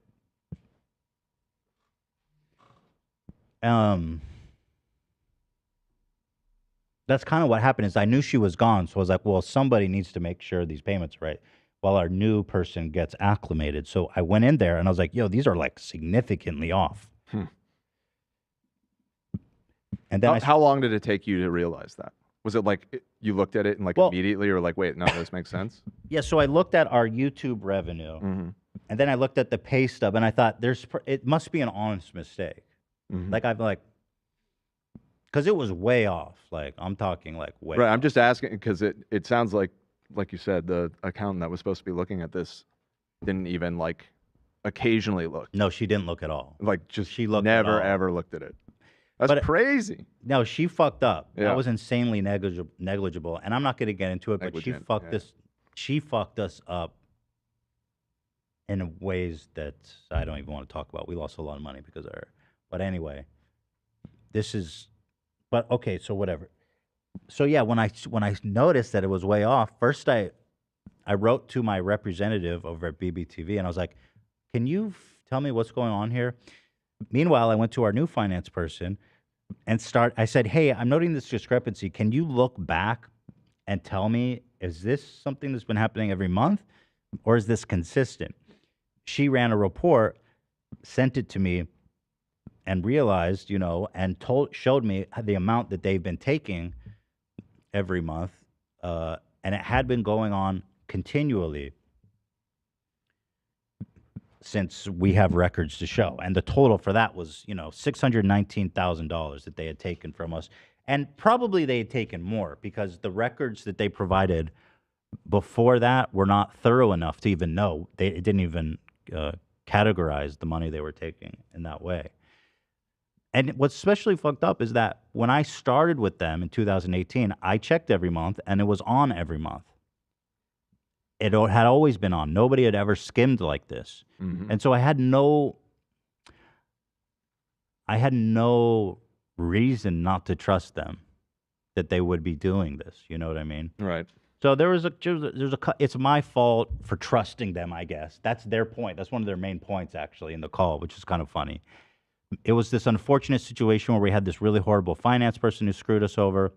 But ultimately, as much as it is my responsibility, I'm not going to take responsibility for someone stealing from me. Like, you expect your business partners not to be fucking thieves. Yeah. Like, seems reasonable. At the end of the day, it's like, if you've got a big ass, vault with money and you're inviting your friends and family over, if somebody goes and opens the vault because it's not locked and skims some money, sure, you should have locked it, but ultimately it's their fault that you trusted them. They came into your house and stole your shit. You know what I mean? It's not your fault. Thank you for saying that. I appreciate that. It's not your fault. And so, so once I realized that this was a systemic thing going back 2 years and it was this significant amount of money, I started to panic a little bit. And I wrote them this fat email that was very polite, very direct. I assumed that it was I gave them the benefit of the doubt to assume it was an honest mistake. And then they ghosted me for 3 days. And that's when I was like, this is not going to fucking... Here we go. This isn't it. Let me open my doc. Because here I'm just going into it. If you guys are confused or have any questions, let me know. Because I want to be crystal clear about everything. I can be. I worked late into the night, by the way, to prepare all this, dude. I was... This 14-page, meticulously argued document. So here's the letter I wrote them, okay? My guy was kind of pathetically trying to justify it. And I was like, this is just some dude. I need to go to the top. So I found out everyone's email. I found out the CEO's email, the officer's email, whatever. I put it all in there because I was like, this is serious. And I want to make sure that we're on the same page before this escalates. So here's the email that I wrote them on, I think it was Tuesday evening of last week. Dear BBTV officers, you can play the music, Zach. I hope this email finds you well. I am writing today to address a pressing matter that has come to my attention, which requires immediate action on your end. Upon reviewing our financial records, I have discovered a significant discrepancy in sponsorship revenue that has been remitted to the H3 podcast. It appears that Broadband TV has been withholding 30% of the sponsorship money going back as far as December 2020, possibly even earlier. The amount withheld from us, as far as our records allow us to track, is $619,101.06. As you are well aware, our agreement with Broadband TV, which was established in 2017, clearly states that 100% of all revenue would go to the H3 podcast. The only exception to this would be if Broadband TV directly bought us a third-party sponsorship, in which case your company would receive a cut of that specific revenue. It's become apparent that this understanding has not been respected, and I am deeply concerned about the implications of this breach in our agreement. I am currently assuming that this discrepancy is the result of an honest mistake, and that we will not need to escalate this situation any further. However, I must stress the urgency and gravity of this matter. It is paramount importance that we resolve the issue quickly and amicably. So I kindly request a detailed plan of action from you on how Broadband TV intends to rectify this situation, including the reimbursement of the entire amount withheld from us and any other discrepancies that may be discovered. I expect to receive this plan of action by end of the work week, Friday. So I gave them till Friday to respond. I felt that I was being gracious. I was giving them the benefit of the doubt, and I was giving them a whole week to make a informed, well-reasoned response. Failure to do so will leave me no choice but to consider alternative courses of action. I clearly state that I wanted to, end this amicably. I didn't want to turn this into anything bigger than it needed to be. I didn't want to get into another lawsuit, into another battle. I appreciate your prompt matter to this attention. I have faith that we can reach an agreeable solution. Please do not hesitate to reach out to me directly should you have any other additional information. I attached our contract as well as the financial report we put together of the amount of money they were taking from us every month. So I send them this letter, which I think was, stern but polite and gracious. And I started to stress, like I said, because 3 days had passed and it was like crickets. Not even my representative, who's usually pretty quick to get back to me, responded.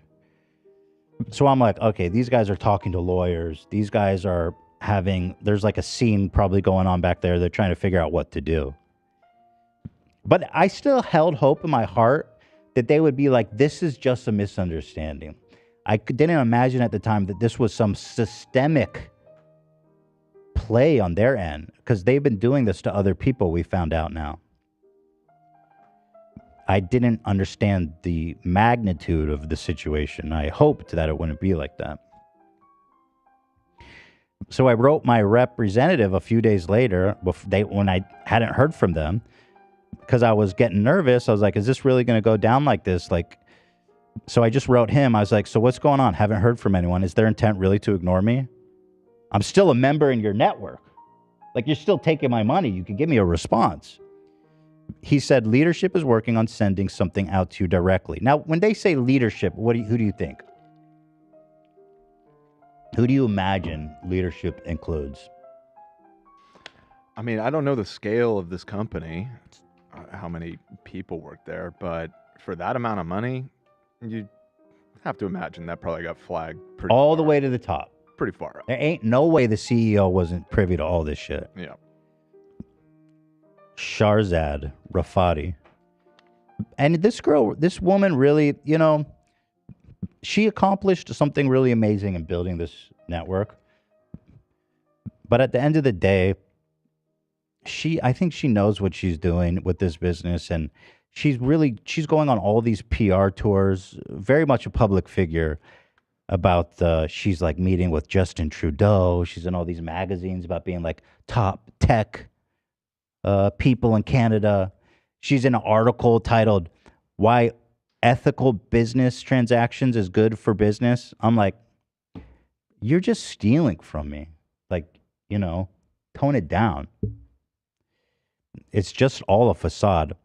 So anyway, he wrote me this. He said, apologies for not following up here. Wanted to let the internal discussion happen before giving you any potential updates that would amount to more info on the way soon. So that actually made me feel hopeful. He's like, okay, leadership's working on it. And he says, we're just triple checking everything, which I thought meant they were maybe checking the amounts. But actually what it meant is they were poring over the contract, trying to calculate how they could justify stealing my money. That's 100% what it meant, as you'll see in the phone call. I responded, thanks for the update, really appreciate it. The radio silence was making me nervous. Okay, then he responded, are you free to call with our SVP to go over directly?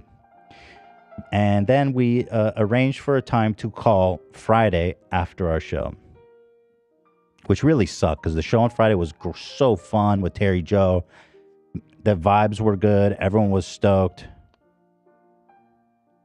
SVP, I think it means it's the senior vice president of partner management or something.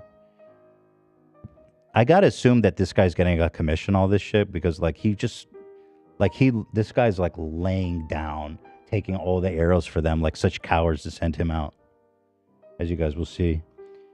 I removed everyone's name, bleeped everyone's name involved, except for Shahrzad, simply because she's the CEO. She's a public person, and I don't think it's crazy. It's easy for people to hide behind like BBTV, this organization, this monolith. Like you go, oh yeah, BBT fucked me over. What does that mean? Well, Shahrzad Rafati, she is the CEO, the founder of the company, the chair. So if she's not the one accountable for this, then who is? You know, at the end of the day, she's driving this shit. Trudeau. It's going all the way up to the Pope. To the Queen, to the King. Right. Yeah, so like this ship has a captain, and she's the captain. Because like, so somebody's got to be accountable for this, and it's her. She's a public figure. She's the CEO and founder. She's the one benefiting from this deal, and she's the one that is, in my opinion, making this decision. It's her call. She's the king there, queen there. Who wants me to take their money? Non-binary royal person. Non-binary royal person of unspecified gender. She is the entity in charge. So here is when I will play the call for you guys. This is all in chronological order. So after Friday, I'm in the car. Hila's at home. We really wanted to have this call together, and I'm so happy that that it was recorded. I was in the call and I was unable to, but obviously Hila and her fucking infinite wisdom, and I'm just so thankful to her. She was so amazing on this call and for recording it. I'm just so grateful to her for having the presence of mind to do that. So I was feeling pretty good on Friday. I said, hey, maybe they're going to pay me back, you know? They're crossing their T's, dotting their I's. Great, that sounds good. Nope. So here's the call we had. Now it's cut down a little bit. It was pretty long. It was like 30 minutes. I cut down. There were some parts where I was saying names a lot, and I had to cut it out just for clarity. There was parts where the conversation just kind of went off track and stuff. So this is a little bit condensed, but not a lot condensed. It's still 16 minutes long. Before you play this, I just want to let you know that a few minutes ago, Philip DeFranco dropped, you are in the thumbnail, and I'm hearing reports that he has sided with you and said, thank you. Fucking insane. Yes. Clear as day. Yes. I was making a joke that Philly's back in my good grace. What? I've always loved Philly. The prospect of a hike is there. I'm ready for that hike, Philly. Yeah. I'm burying the hatchet. But, you know, I was joking. Like, I can't wait for Philly to drop a video about how, what do you guys think in the comments? Well, he probably did still say that. Where his take was like, you know, well, it seems a little shady, but it is the contract. So I don't know. What do you guys think? Like, not really taking a stance. Nah, you pulled out a dub. No. Well, give me the. Let me give him credit. Where is it? Huh? I'll watch the timestamp. Let's do the call though. Let's do the call. Let's stay focused. We'll watch it later. Yeah. So here is the call. Roll it. That they threatened me with a letter, legal letter, which comes later. They were very scared of this call coming out because I think it really, really exposes them. Roll it. All right, Keemstar, don't tell me what to do. Yeah, so, hey, Ethan, it's nice to meet you. Hila, how are you? Good. Hello. Good. Hey, Ethan, thanks for jumping on this call with us. It's really important that we, establish clarity. You can hear he's scared. I knew at this moment they were going to keep the money. Yeah. He's like, hi, Ethan. Have a good night. It sounded just like that. I'm so glad you picked up on that, Zach. I was like, all right, here we go. This motherfucker's about to spit in my face. With respect to the concern that you've raised, and, you guys have been a great partner of ours since 2017. And, we really want to do everything in our power to keep you guys on board. You got to fucking love this guy. Listen, so really want to find a way to keep you guys on board. When he said that, I was like, okay, maybe they're going to pay us. He's like, and we're doing nothing for you. So are you staying or what? And kind of explain our thought process as to how we are looking at your inquiry into the channel membership. Inquiry, he calls it.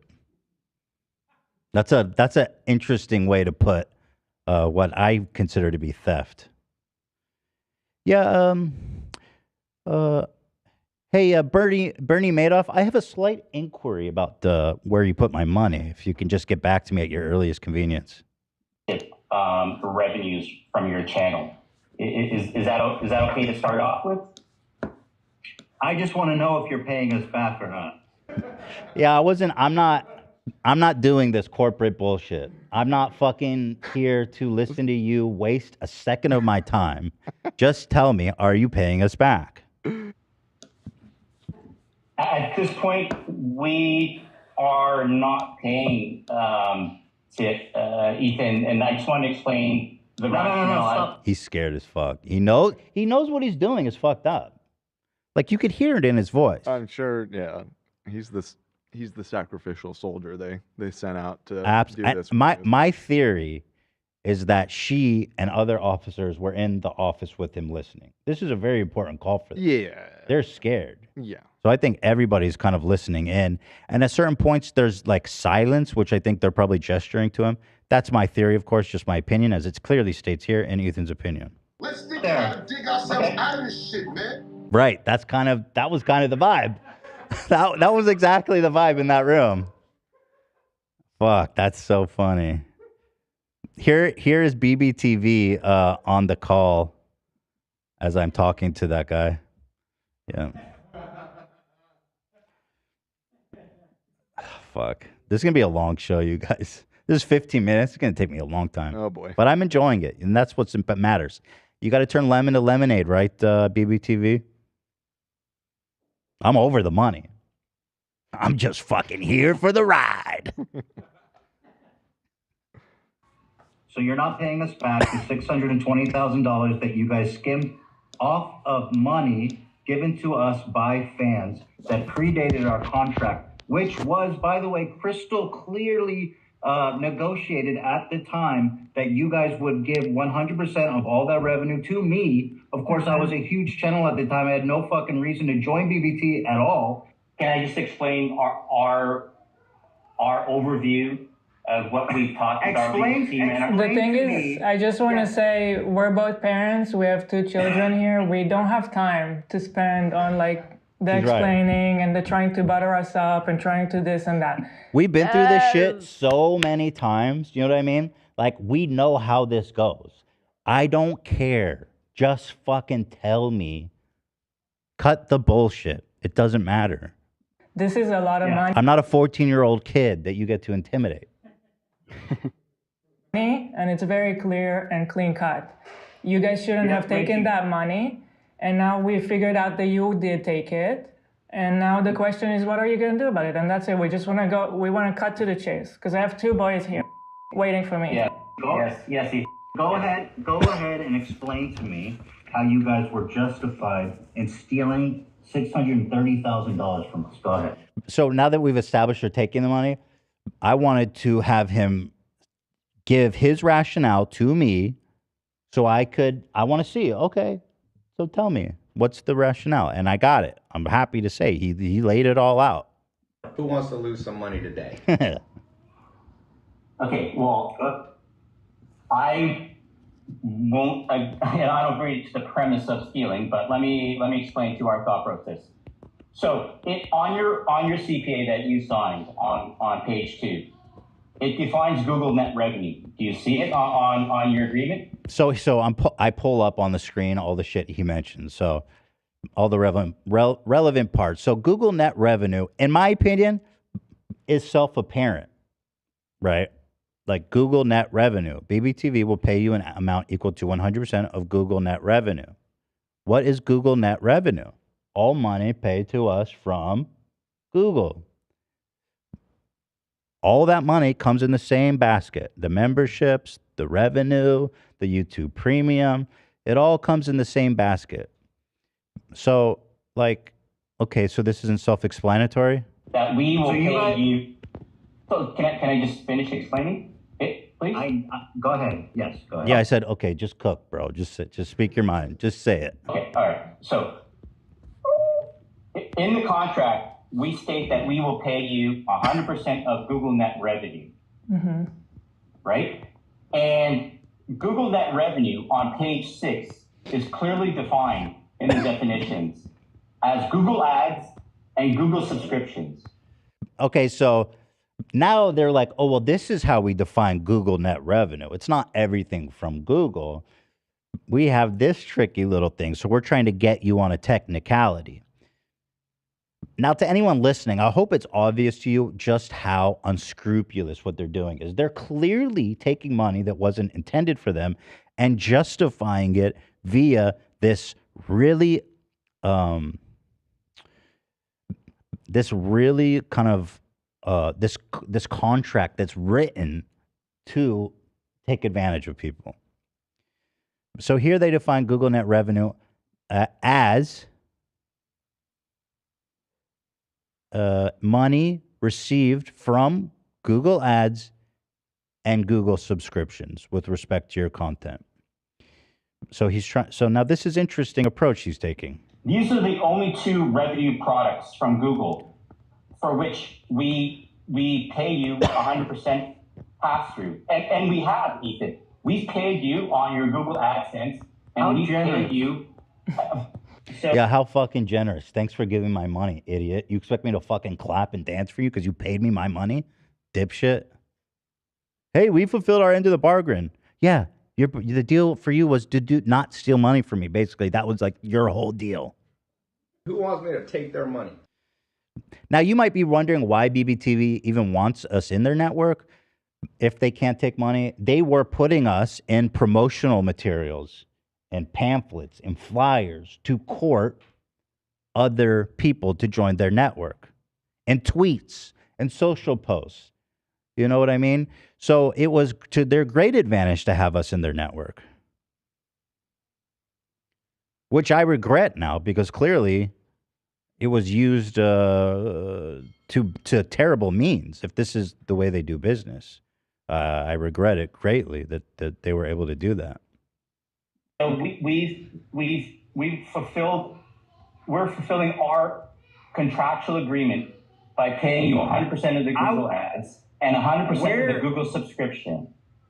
It's Google products, dude. So now, so he goes, it's clearly defined as ad revenue and subscriptions. What you'll notice here, he's very quick to define everything.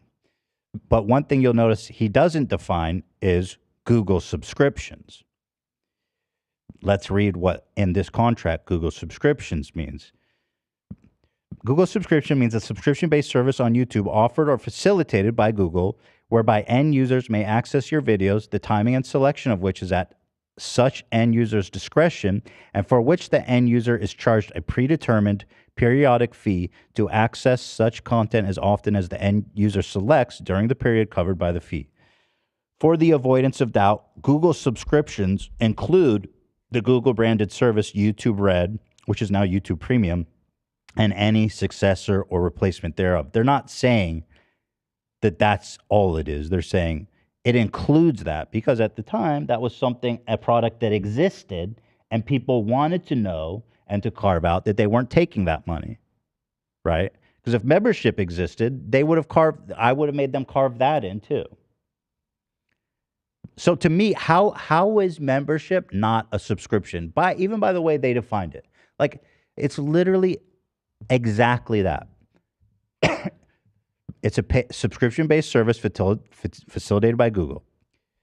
The timing and selection at which is at the user's discretion.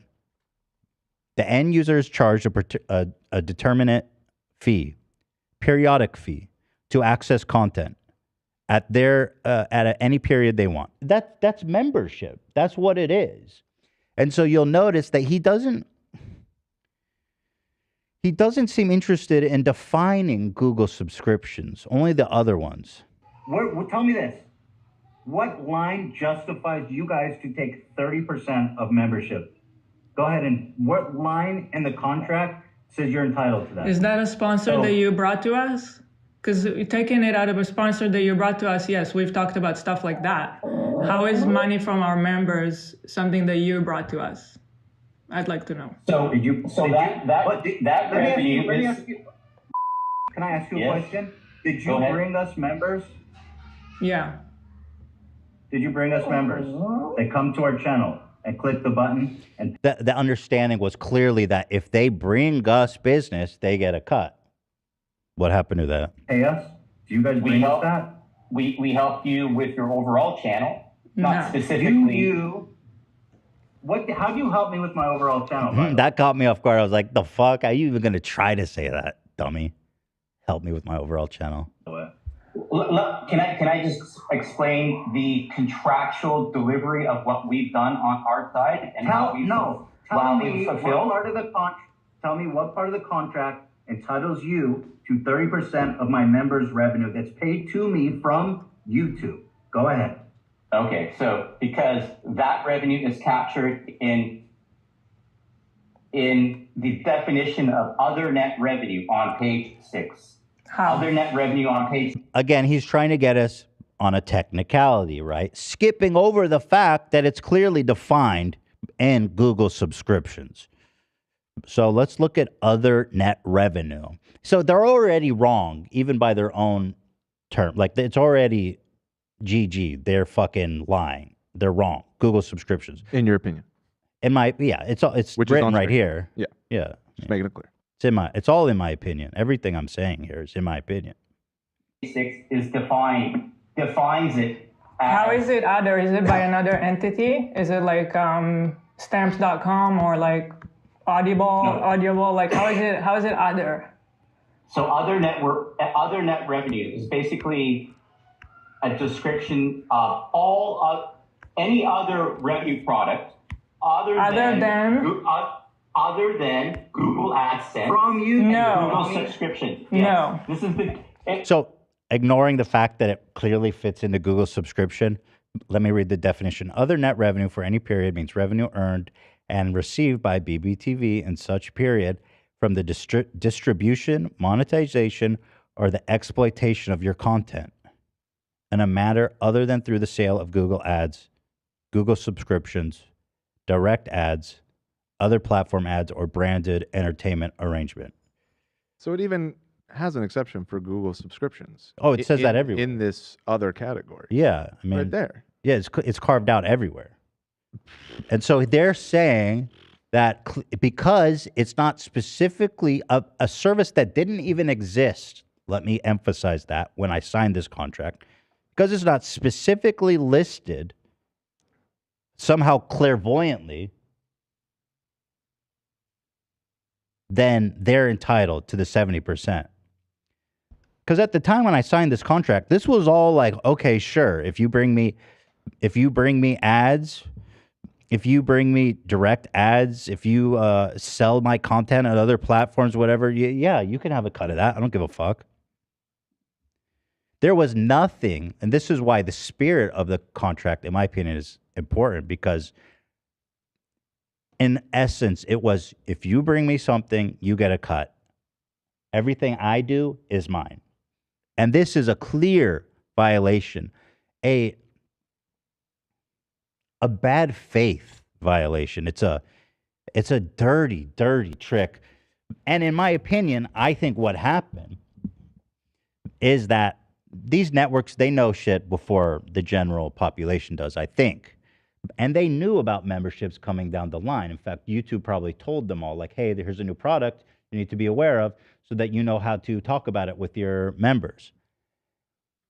And so what BBTV did, in my opinion, is that they gathered around and made this very intentional decision to say, hey, this could be a great opportunity for us to steal, in my opinion, a ton of money for our failing, dying business, essentially. Dying in your opinion, but somewhat objectively too. Yeah, I mean, their stock price is down. Go to Max. Dude, I freaked out. It's down 97%. When I saw this, I was like, I'm never getting paid. I'm never getting paid. Down 10% today. They don't 10% of zero is what? I mean, what the fuck? It's down 4 it's down 4 cents. Down 4 cents. It's like, oh boy, they're down 4 cents. I don't know what's a better investment. Safe Moon or BBTV Holdings? Safe Moon's going to the moon, baby. Yeah, that's true. Honestly, I think Safe Moon is a better investment at this point. I just bought 39 million shares of Safe Moon. I genuinely do. Awesome. And so in my opinion, this is just speculation, but they came together with attorneys and their leadership and said, we think, try to justify this if we need to, because it's not specified in the contract. It didn't exist.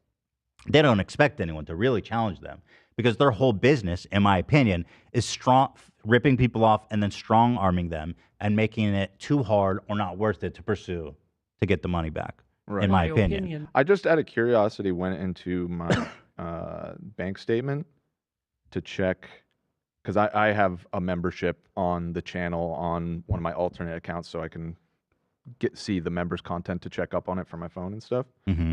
And it is charged as Google. It's a Google subscription. Oh, you're paying Google. Yeah. It says Google subscription in the app. That's what I'm saying. So, like, they know that this is bullshit. Like, I'm being charged for a subscription from Google. I don't, Thank you. It's pretty Exactly. clear. It's like, okay, it's almost like mind-numbingly dumb. Yeah. It's almost like, it's hard to rationalize why they decided to go down this path. And the only logical explanation I can think of is that they just don't have the money to pay me back. Because their value, like $630,000 is like a significant amount of their on-hand money. Yeah, very well could be. My opinion. So anyway, they made this concerted agreement within the organization, in my opinion, to do this, to steal this money. And the crazy part is that they didn't tell anyone, at least myself, I'm assuming, although I've heard from other creators in their network, they didn't tell them anything. There was no negotiation. There was no notification. They just silently, shadily siphoned this money as it came in. Now, that alone is so unethical. It's so fucked up. Like, that's plain to see, right? I mean, what the fuck, dude? Please ask your lawyer to review page 6. Yes. Did the membership program exist when we signed this contract? Did it exist when we signed this contract? We recorded membership revenue in 2017 for you. No, it did It not. didn't even when we exist. signed What the are you contract. talking about? No, we have. Yeah, so he's lying to me. Or, I mean, could he be? What could he be confusing that with? I have no idea. I don't have the access. I don't even have access to the records he's talking about. But I know memberships didn't exist. Could he till be 2018. meaning YouTube Premium? I don't know. They seem to define that as a membership. Is I like have no their idea. YouTube I don't know Premium. what he's referring to. Right. But I do know we're talking about memberships. Right. That's the whole point of this. Yeah. Memberships wasn't even launched till 2018. We signed in 2017. Now, what's interesting, as he tries to lie to me, is that there was a employee who I want to keep anonymous and they were able to confirm on the call that membership didn't exist till 2018. So he's basically just caught straight up fucking lying to my face. God hates liars. We have the record reports. Can you chime in here? What do you think about what you're hearing here? This is anonymous YouTube employee explains that memberships were introduced in 2018, therefore doesn't understand how they could have recorded that. Also, there's tons of articles online saying. Are you going to continue? Yeah, but it's good. It's good because he couldn't fucking. Right. It just shut him down. You know what I mean? Like I could tell him all day long, but. Lie to me. No, it's not my intent to lie to you, Ethan. It's not You my just intent. lied to me. You just lied to me. In I'm fact, saying- you doubled down when I called you out. You said it existed. It did not exist. Now that we've established that it doesn't exist, via somebody from YouTube. Do you want to tell me now that that you guys were just going to skim that without mentioning anything? It wasn't covered because when we negotiated, it was all YouTube revenue, was 100% to us. So at what point, when they introduced a new product, right? At what point were you guys just going to passively take 30% of that? Happily? Silently? We were executing the term of the agreement, Ethan. Ethan, the agreement used the It's a 70. No, So let me is this finish. what it is? Okay. I'm just trying to explain what you have to say, bro.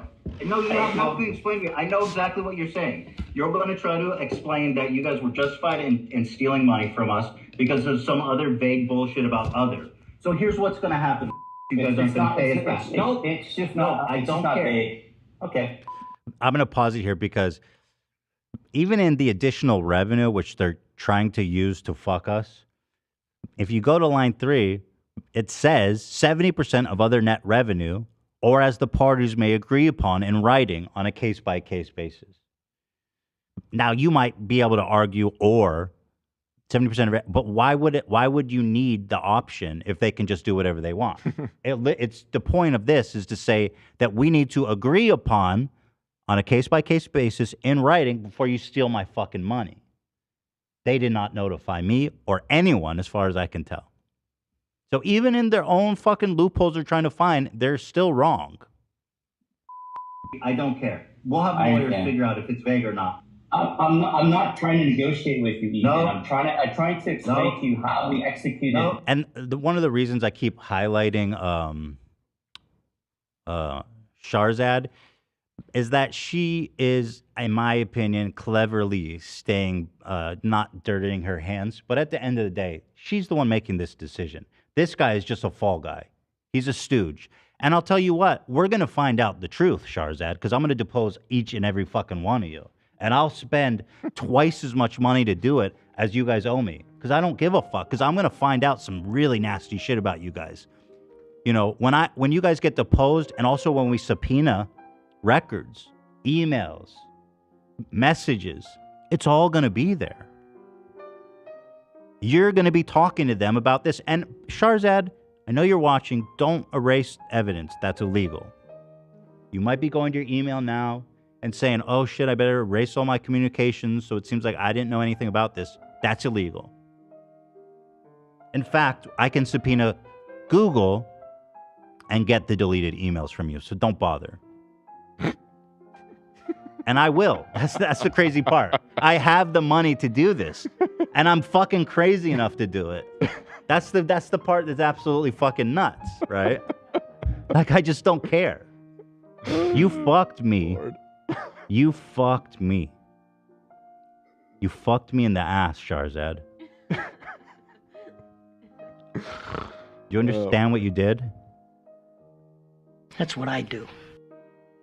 You fucked a lot of people in the ass.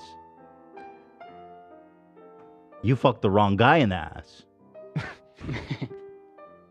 Sometimes I like getting that. In fact, afraid if I keep saying it. Sometimes I like to get penetrated anally. That doesn't sound less vulgar. That sounds more vulgar. No, that sounds way worse. But it was metaphorical until you. But I need permission first. There needs to be consent. You can't just slip it in, and that's where you fucked up. Right. I don't wipe my ass, bro. So yeah, I mean, listen, Shahrzad, you're the captain. Okay, this guy's just a stooge. Y'all really think I'm dumb as hell. Yeah, but I don't wonder if she's been deposed before. It's really unpleasant, especially when you have stuff to hide. Because you can't lie in deposition. You have to take an oath. You know, I could ask her all kinds of questions like, when did you decide as a company to take this revenue? Was there ever any discussions internally if you should notify channel owners? Because she can't lie about it, and we'll find the communication. Are you watching this, Shahrzad? I hope you're sweating. Because you may have potentially broken the law. And that's what I'm really after. If there's a way to get criminal charges, that's what I'm going to try to pursue. I don't know if I'll be able to, but I'll definitely be doing both if possible. God hates liars, and I hate liars. You know what I mean, Shahrzad? I just don't fucking care. Like, this is fun for me. Don't you understand that? This is like fucking, this is what like turns me on. This is what gets me going, Shahrzad. I live off this shit. That turns me Nothing gets me hard like paying attorneys hundreds of thousands of dollars. It's my favorite pastime. I've literally put my lawyer's great-grandchildren through college. That turns me on. And I don't care. If justice is expensive, I'll pay whatever I need to. Unlike you, I'm not fake rich. I'm actually rich. What does that mean? Well, she has owned stock in a company that's worth like 2 cents. Oh, like I don't think she's rich. Yeah, well, that's fair. Maybe she's kind of rich, but like, I think she's invested in this company. That's all a facade. You know. And by the way, I'm gonna absorb her hairline too. This is just a joke, by the way, but here she is giving a speech in 2 years from now. I know it. That's what happens when you cross me. I absorb the hairline. Not a good look, Shahrzad. Take it from me. I learned that mistake a long time ago. Consumed. This is going to be you in a few years. He's going to know what it's like to be a baldy. Not good. All right, let's continue. Let's get back to the call. Let's see. The agreement that we signed. That's what I'm trying to explain. No, you're trying to justify something that makes no sense. In what world, if a new product is introduced, you just decided to take money out of it without bringing a negotiation conversation to us? You just decided it on your own? Because the revenue share is captured in our agreement under other net revenue defined. It did not exist. It didn't exist. So when we made the agreement, it was not included in the agreement. It doesn't necessarily have to exist. Really? It doesn't necessarily have to. I genuinely thought, I didn't even think about it because our contract to me was so clear. I didn't even think that they would be taking that money. It's crazy to me. And when you hear him talking about the justification via the contract, I hope it's so obvious to everybody how they know how unjustified this is. That is just straight up theft, in my opinion. So, listen. Teddy Fresh didn't exist. My company, Teddy Fresh, didn't exist. But if you want, you might be entitled for 30% out of my other company. Why not? Ethan, I'm not trying to stimulate a war between us. I'm just trying to explain to you how we executed the agreement that we contractually signed. That's all. Yes. Do you guys know what you're getting? Well, you should understand what you are saying, though, because this is a lot of money that you guys took without saying a word to us, and we just found out. So you can't just act so nonchalant about it. We are very serious about it, and this is going to be very serious if this is the road you want to take.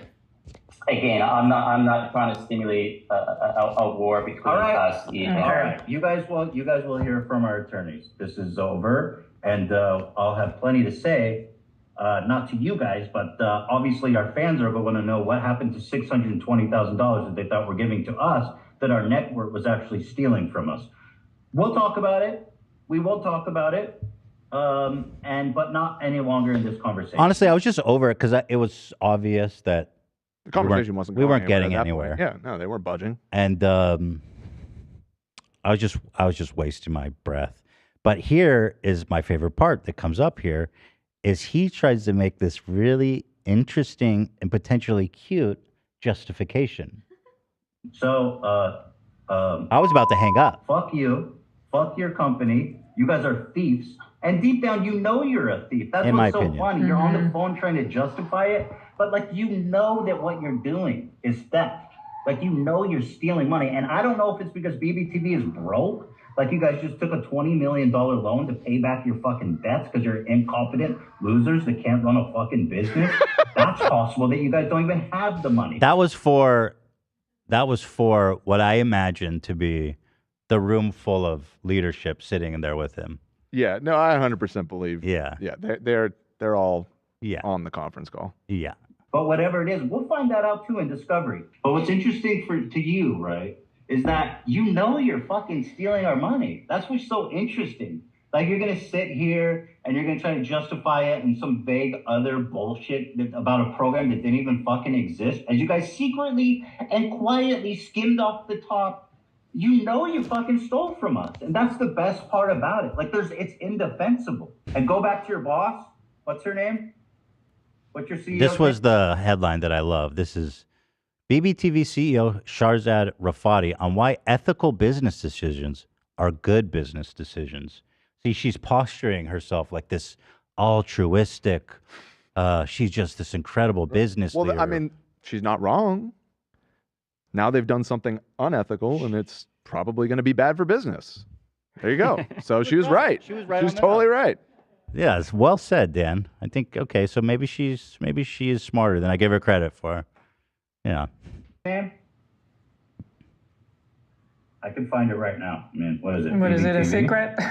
Are you not proud of who your CEO is? It's Shahrzad Rafati. I would want to know if she wants to talk to us before we go down this road. If you want to ask her one more time, if she wants to talk to us, if she want to reconsider this, if this is your final answer. I'm going to have a call with her. I will have a call with her. Obviously, I want to be able to raise where you're coming from. And do you guys even have the money? Do you guys even have the money? Ethan. Do you? That's another okay, Ethan. It's there was no okay, unfortunately. But it's right there. It was the same energy, yeah. Yeah, right there. Ethan. Okay, Ethan. Good question. I mean, you guys are. I'm just curious how did this surface? Okay, so this is my favorite part. This is like saying the quiet part out loud, and he really fucked up, in my opinion. He really gives away the whole game here. I'm going back a little bit because I want to make sure that we capture this moment. I mean, you guys are. I'm just curious how did this surface? You guys are on a month-to-month contract with us, and you guys could have walked at any point over the past 2 years if you saw this occurrence. And it's been, you've been rolling. Dude, I love you, Reggie. You're like a perfect villain. I mean, what are you saying? We were just cracking up because we're like, did you really fucking just say that? I mean, he's blaming us for trusting them. Right. Bro, why, if you knew that we were stealing from you, why didn't you leave sooner? Yes, we robbed you, but it's your fault for not checking your security cameras. You didn't notice that we were robbing you. We didn't tell you we were robbing you. It's your fault for trusting us. Don't you know we're all scumbags? Shame on you. And he's right. Essentially, he is right, funnily enough. But I don't think he's supposed to say that out loud. Like I said, there was an unfortunate situation with our last head of finance where she was supposed to check this and she didn't. So he is right, But he's like, listen, we exist to steal as much money from you as possible. If you didn't notice that, that's on you, in my opinion.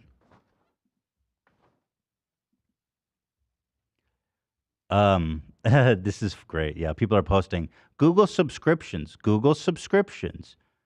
What the fuck, dude? H3 podcast membership. It's literally in Google subscriptions, you guys. It's literally right there. It's right there, you guys. Bro, we can't play it. It's cursed. It's cursed. This is funny because it's so absurd. You fucking idiots. You dumb fucking idiots. Really went down this road and tried to tell me a reoccurring payment in Google subscriptions tab is not a Google subscription. Okay, geniuses. Yes, it's my fault for trusting you guys. Question. No, I know, and it's a perfectly good question. Like, I mean, if I have like a pile of money, you know, and my friends come over and just take it out of there, I could have locked it. Like, what a fucking idiot am I for not locking up my money so my friends can come in and take it off the top? I mean, how silly of me not to lock my fucking money up. But, you know, you're making it so easy for me. You make it so easy. Question: Did you and your legal team review your agreement? I'm just asking the question. Did you have full oversight? Do you realize how easy you're making this? That's your best argument to justify this. Why didn't you? Not an argument. I'm just asking you a question. I'm just trying to understand. Well, I will say I don't know if you represent the CEO in your end. So before I get to Hila's great point here, your subscription from Google Commerce, H3 Podcast membership, subscription, auto renewing, €5 a month. Gee whiz, man. Here's another one. I mean, it's obvious, but I just want them to know. Channel membership, H3 Podcast, subscriptions. It says everywhere, subscriptions, every platform, every device. It's defined clearly in the contract. They're like, no, it's not subscriptions, it's memberships. The thing that didn't exist at the time. Hey, dummies, how does it feel to be so fucking dumb? Hey, dummies watching this, how stupid do you feel right now? Dumb. Like, just take a moment and realize, Shahrzad, everything you built over all these years has led you to this moment. Right? Where you tried to steal money from me, and the result of this is likely to be the bankruptcy of your company. And potentially criminal charges would be the cherry on top, but we'll see. Probably not. You know, these things are hard. It's hard to prosecute people, white-collar crimes. This dude steals, or this woman steals $630,000 from me, good luck. You know, if I steal a Twix from the Circle K, going to jail for 10 years. It's disgusting. You know how many Twix you could buy with $630,000? Probably about 630,000. That's like 1.2 million Twix. Shahrzad, look at the face. This is the face that you fucked over. Take a deep look into it. Oh, I'm being told that's his actual face. I'm so sorry, Ethan. All right. It's not the prettiest face, but it is a face. You fucked me. You understand what that means? You didn't think I would play this call, did you? I don't fucking care. I don't. Arrest me. I'll die for this shit.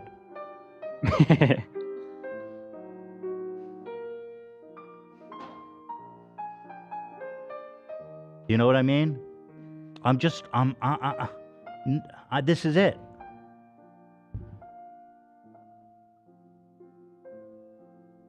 And here you are, trying to say it's not a Google subscription. Like, all this for that? You're going to throw away everything you've built for that? Little Halloween spooks. You know. And now look, now you're going to have to be deposed. You're going to be subpoenaed. You're going to have to pay lawyers. It's expensive to defend. It's expensive to sue. It's expensive to defend. I know. You know. All this for that. I mean, geez Louise. But it's all in the call. You know. So here's Hila when she clarifies that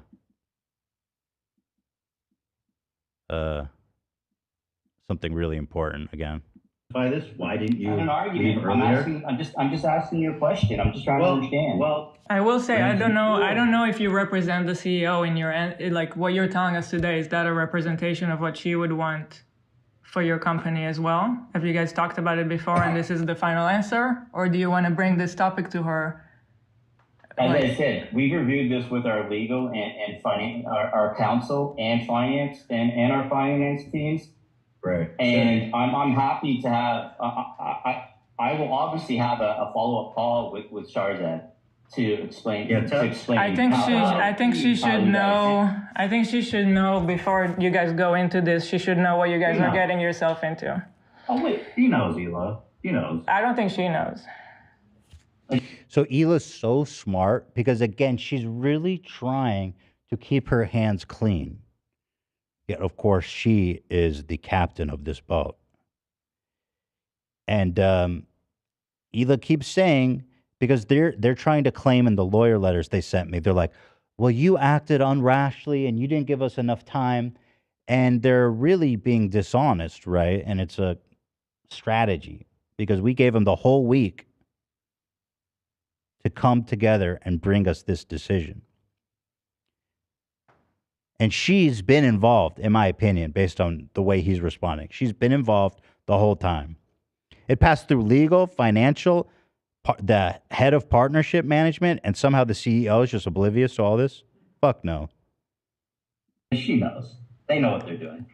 I don't think they have the money, frankly. I think they spent it paying themselves. Because they don't have a fucking income. They just pay themselves. I was probably, you know what, to be fair, Hila, I was probably the single biggest source of income for their whole business in fucking over the past few years. Because how else do they make money? Right. This was just an aside with me and Hila. You know what I mean? We were just chatting at this point. He just happens to be on the call with us. You know what I mean? Like, where I don't know where that money's coming from. I'm glad to keep you guys open. But go ahead. Yeah, no, I was just going to say, Ethan, just to keep this constructive on a go forward, why don't we just have a conversation? No. So we'll schedule a call with you guys on Monday if you're okay with that. With who? Sorry. I'm going to go back to our team and we'll set up a call. We'll set up a call. This is what they do. They just delay. They put off. This is like a well-known tactic, right? When you owe someone money. Yeah. You delay, put off, kick the can. Their intentions are clear. Very clear here. And we say that. If you guys aren't paying us back, I don't want to fucking talk anymore. And that's the thing. I don't know that we can spend. We can't spend a lot of time on this. So, I mean, you can just send us an email, you know? Right? Just let us know in email. Yeah, I mean. If it's going to be the same answer, we're not going to want to spend more time on this. So you can let us know in email if anything changes. And hopefully before Monday morning, because we have a show in which we're going to want to talk about this. Right. Oh, yeah. I'm definitely want to explain it in great detail, actually. Yeah. Absolutely. They did. My fans deserve to know. And here we are. How do I say her name? Shahrzad. Shahrzad Rafati. Okay. I look forward to our future friendship together. I do too. I'm very excited. And you're cool. I like you. Sorry that you're... I'm talking to my direct rep, who's like very low down the totem pole. He was the only guy who was admitting to being on that call. And that I think I cut it out in the beginning for brevity. And also I didn't want to say his name. Part of such a fucking disgusting group of criminals. I would leave the sinking ship now. They're obviously on the verge of bankruptcy if they're stealing money from us and taking $20 million loans. You start looking for a new job. You're better than this.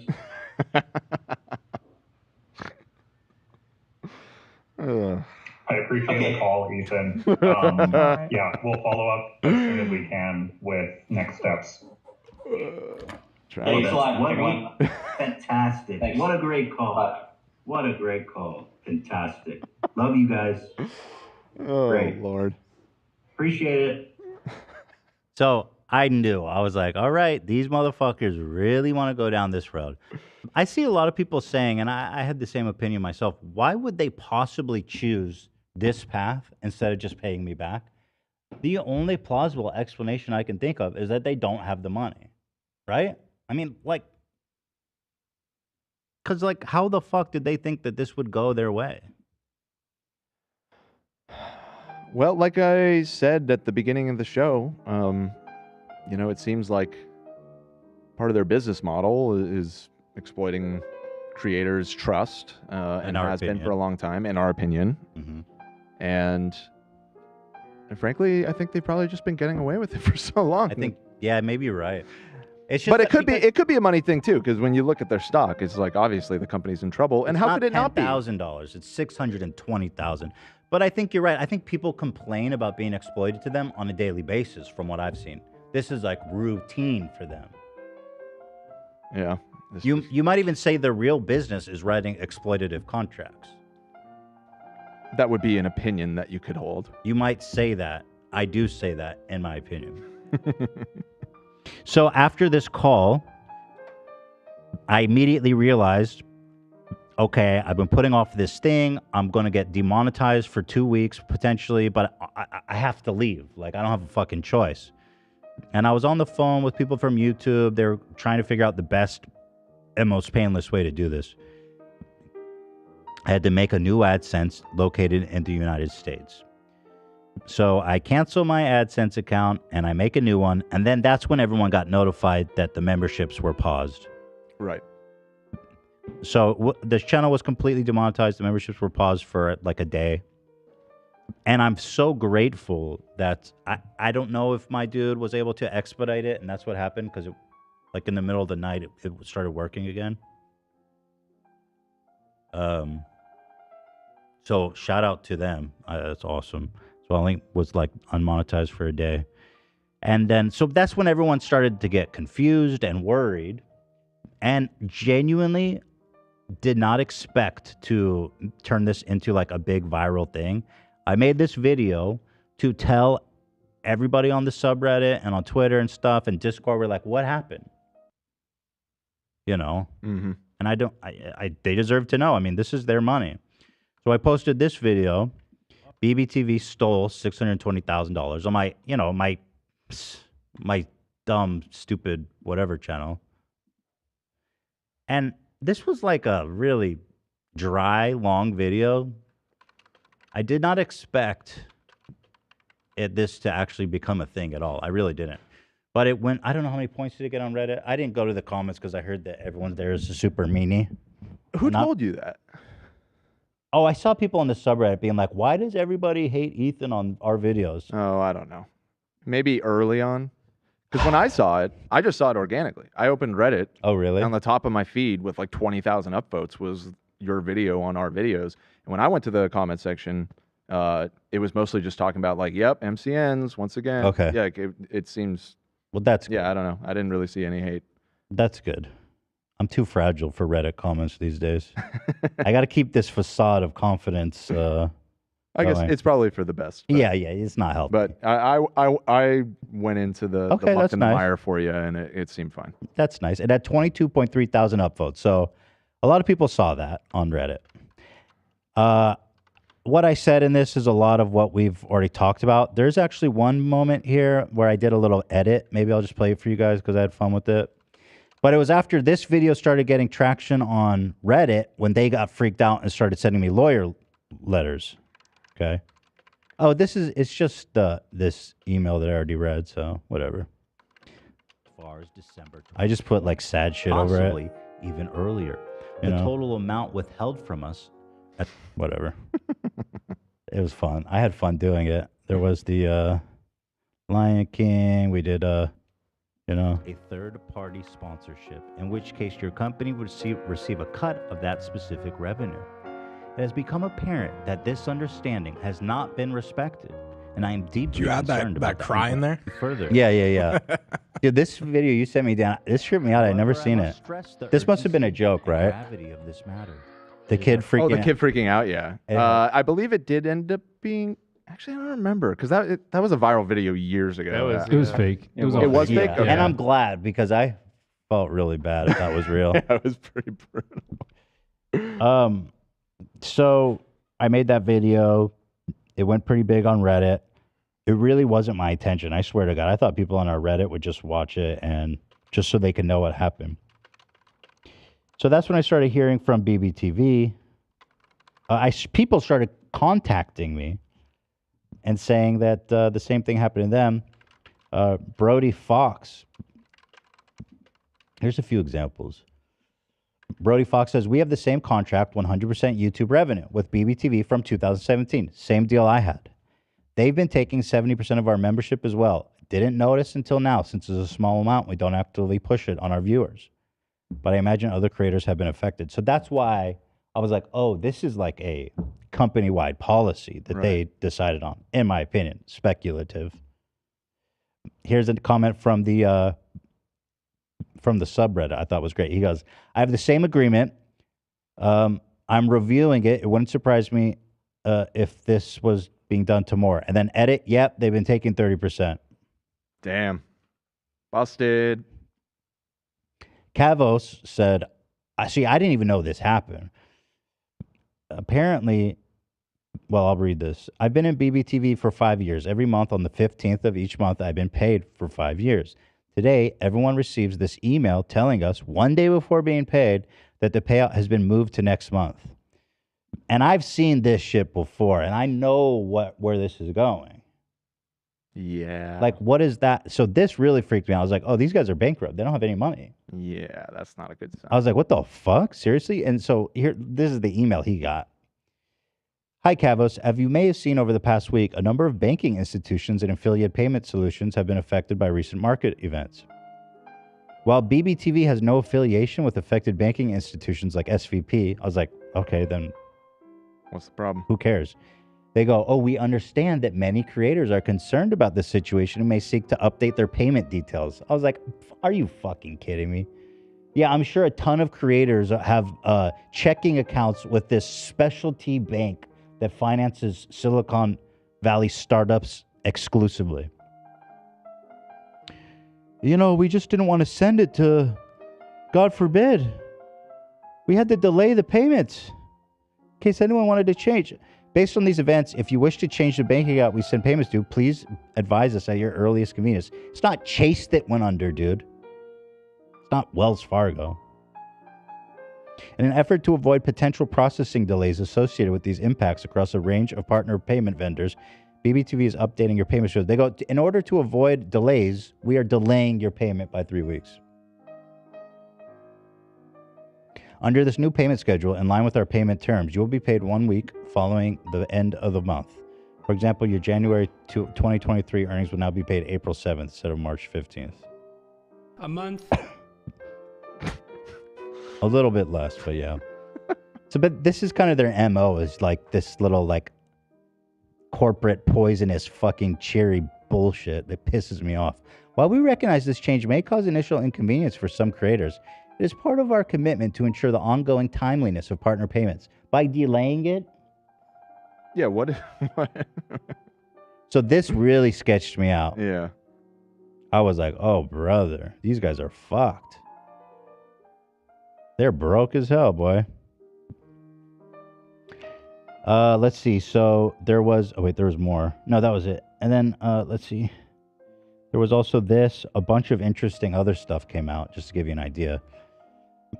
This guy reached out to me, a big YouTuber, Cypher PK. He said, I had a situation with this company in 2018 and ended up having to take legal action just to leave my contract and had to agree that I wouldn't ask them for the nearly $20K they owed me. So that's why this is routine. This is like their whole business. He elaborated in DMs and gave me permission to share this message. He said, in 2018, I had a dispute with them. I was on 100% split, but they defaulted me to 80-40, which is ridiculous for a channel of my size. And once I realized it was short $20K and was stuck on that contract, I got my lawyers involved. The best deal I could get was to terminate the contract immediately, but signed an agreement that I can't go after the $20K anymore. I didn't want the hassle. So they probably locked him into like a year, and they're like, we'll release you, but we're keeping the money. Scumbags. Crazy. This is the ethical business that Shahrzad Rafati is running. This was in 2018, just, you know. Cavo said, yeah, I tried offboarding before they took any new payments from my channel, but they didn't respond and ignored me. I'm worried I won't ever see this money. You know, I tried to unlink my video. Did we get unlinked yet, Dan? Let me take a look. So this is even more fucked up. Listen to this. They still pending. Scumbags. Oh, okay, this is actually great. Hey, I hope you guys are watching. We asked ChatGPT-4, are YouTube members considered a subscription? This is case closed. Yes, YouTube memberships are considered a form of subscription. Say less.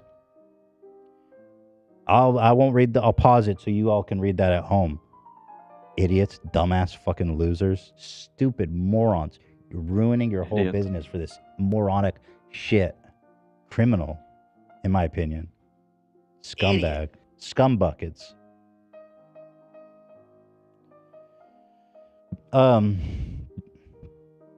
Yeah, so to unlink my channel from them, I have to request permission on the dashboard. And as you can show, Dan, you can show that image. I need them graciously to accept my request. And they can just keep me in there as long as they want, because they got to click that shit. And as long as they don't click that shit, guess what? My money, all my money's going to them. Money that I may potentially never see 100% of it if they go bankrupt. And it's kind of crazy that YouTube, allows the money to go to them. Like, they should be, in my opinion, YouTube should be stopping all payments to broadband TV until they figure this shit out. Because that money, I am speculating, based on what I'm seeing, could just be going into a black hole of bankruptcy, and none of these creators ever get paid. Same thing happened to Defy Media. I don't know if I mentioned that today. You did earlier, yeah. I didn't show it. This happened. This has precedent. God damn it. They disappeared, suddenly stopped paying all the creators. Why am I not finding? Is it not Defy Media? Did I spell it wrong? Defy Media. MCN. Closing. Here it is. They're shutting down. Suddenly, they just stopped paying people. They owed creators like $1.7 million and just bailed with it. I think in that case, YouTube compensated everybody who got robbed. But in this case, I don't know. It's going to be a lot more than 1.7 million followers, because these guys just recruit all day long. Check your emails. Even if you have 10 subs, you got an email from BBTV trying to talk to your parents.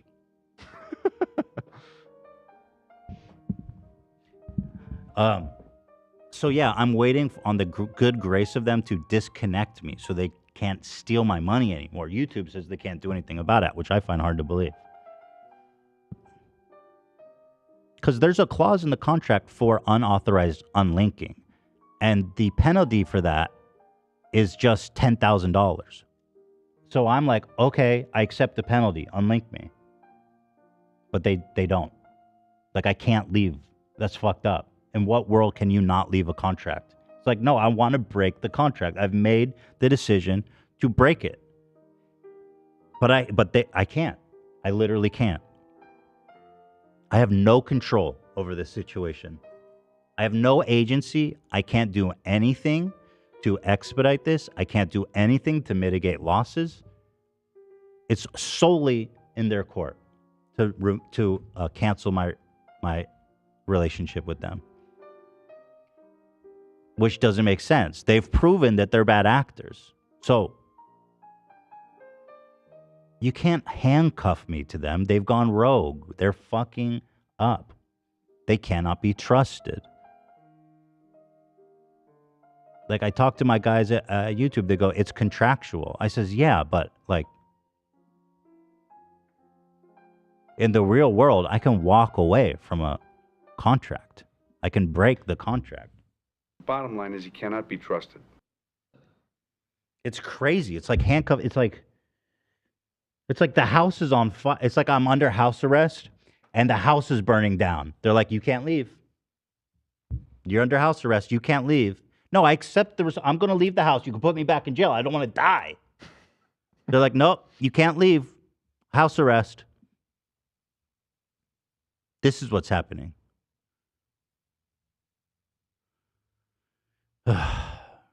This guy, there's a bunch of people that have a bunch of fucking problems with them. They're like claiming this guy's videos out of turn. We know they're skimming off him. This was similar to what Love was saying. I made a video about this years ago when I was screwed over by them. I was 17 or 18 at the time. And when I signed with them, all they did was steal my money and give nothing in return. You got to love that. When I tried to leave, they forced me to stay. That's their whole business. It's endless. I mean, honestly. I want to move on because the lawyer letters are good. So this is the kind of stuff I'm hearing. It's no surprise to me. So that evening, after I put out the video, I get their first letter from their attorney. And this is where the fun really begins. See, they don't think that I'm going to share this. But I am. Like, oops. Like, I don't care. They go private and confidential. Fuck that. I don't agree. But I don't care about that. My life's an open book. It's not my fucking problem. No. Well, you don't want to hear about 9/11. Well stated. These people I don't care. Well, you don't want to hear about 9/11. You don't want to hear about 9/11. Attention, Ethan Klein. Dear Mr. Klein, further to your meeting with our team on Friday, we have been assessing your comments with our legal and operational teams. While we have been doing this, we have been made aware of your videos and Twitter posts. We believe that these are extremely unhelpful. Yeah. To who? Exactly. Unhelpful. Yeah, I'm crazy like that. I'm being super unhelpful.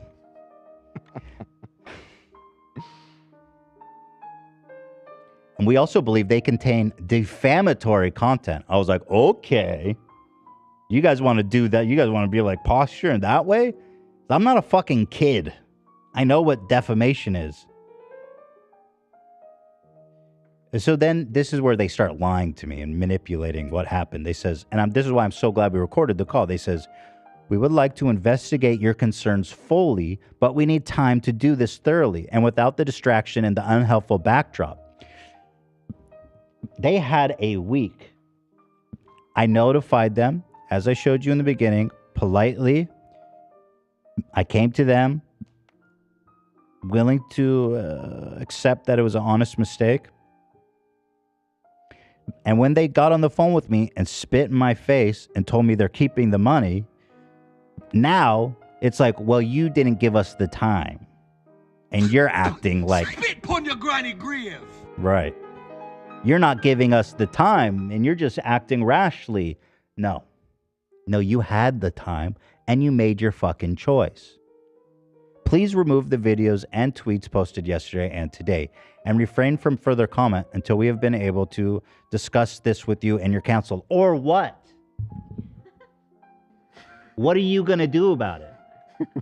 Everybody's got their little plans. Please remove the post and stop talking about it. Or what? I'm here live. You couldn't even erase this if you tried. What the fuck are you gonna do about it? I'm unhelpful as shit. My middle fucking name. That's right. That's a fact. Stop me. Stop me. Why aren't you helping them steal? Help them out. I wish Why you would be aren't you more doing helpful. that? Man. Can you be more helpful? Stop me. Why are you making things so tough? I know. Help That's them out. me, Mr. Unhelpful. Nothing's fun anymore. I'm right here. Stop me. What the fuck are you gonna do about it? We are working to give you a considered and detailed response by Wednesday of next week. Again, delay, kick the guy. I told you guys about this this week early, gave you the entire week, and now you need till Wednesday to give a detailed response after you spit in my face? Fuck no. I'm not going to sit around like a dumbass while you guys embezzle my money, in my opinion. As you guys prepare the paperwork for bankruptcy, I'm going to sit, in my opinion, this is speculation. I'm just going to sit around and let you steal my money. Fuck you. Stop me. Please, I'm begging you, stop me. In the meantime, if you have legal counsel involved in this matter, please provide them with a copy of this letter and have them get in touch with me as soon as possible. Nah, fuck you. Here's the thing. They're in Canada, so I need to find a Canadian attorney. The one that my main lawyer suggested actually has a conflict, so he can't represent us. So now I have to find a Canadian attorney. But this is just me and you, lady. I'm freeballing. It's just me and you. I bet you're used to talking to attorneys who are very cordial and they're very careful. And it's just me. And I'm fucking crazy. It's me. Here's my response. This is the first of 2 email exchanges we had. I said, "Dear, whatever her name is, I must find a Canadian attorney. I have a good reference. I can follow up on Monday. If you would like me to erase my post, you can provide me the full amount owed and unleak me from the network. Not because my posts aren't true, but because I'd rather be done with this sooner than later. I'm not going to remove it on some vague promise to get back to me on Wednesday. I believe everything I've said to be true and accurate, and when appropriate, clearly labeled as opinion. In terms of being defamatory, this is something for a judge or jury to decide. But as I'm sure you know, truth is the best defense to defamation. And that is certainly on my side. Sorry y'all got to face consequences for being shady pieces of shit. They get so up in arms. They're like, oh, no, don't talk about us. They're like a vampire with light on them. No. Fighting defamation cases is practically a sport for me at this point. Nothing excites me like an opportunity to strengthen our First Amendment rights or free speech as guaranteed in your fair Canadian Charter. Additionally, it's worth mentioning that I plan to talk extensively about this on Monday's show, including the recording of the call with your lovely representative, this letter as well. So if it is your intention to remedy this, please let me know by end of day tomorrow, or at least let me know by Monday, 12 p.m. PST. Let me check. Oh, my rep asked, did PBT remove you? No, they still haven't either. They said they would today. Yep, they still haven't. So that was mine. I made my intentions very clear. I'm like, listen, this is all going up. You know what I mean? It's all Am I being clear? I'm being clear. Wait, even on their own website? Wait, are you fucking kidding me? BBTV.com, channel memberships. See the timestamp? Today. Wait, what? The timestamp at the top left says today. They made this today, whoever made this. Oh. Saying that it was updated today. Mm-hmm. Oh. They just added this, huh? Yep. Sneaky. Little sneaky boys working in behind the scenes, huh? Trying to cover your ass? It's too late for that. Too late for that shit, boy. Am I being clear? So, okay, nice update. So then that's the first round we had. Now, on that evening, they made it abundantly clear to me that they were not going to be able to resolve this to my satisfaction. They sent me another legal letter that evening. By the way, both of these, she sent to me at like 10:30 p.m. I was like, oh yeah. That sounds like they're having a really fun time right now. Another one. On the weekend, on Easter. On Easter weekend. She sent this to me on Easter weekend at 10:30 p.m. Oof, working late. So this one says, hi, Ethan. I realize you will be seeking counsel tomorrow. Given the urgency and the absence, I am sending this note to you. Well, thank you. Who else would you send it to? I'm right here with you. Let's dance. It is it's very disappointing to see that after working together for 5 years, you have decided to breach YouTube's community guidelines. So she's threatening to narc on me to YouTube for some vague, like, she's threatening to give me a strike. Somehow. Dummy. You think I'm dumb?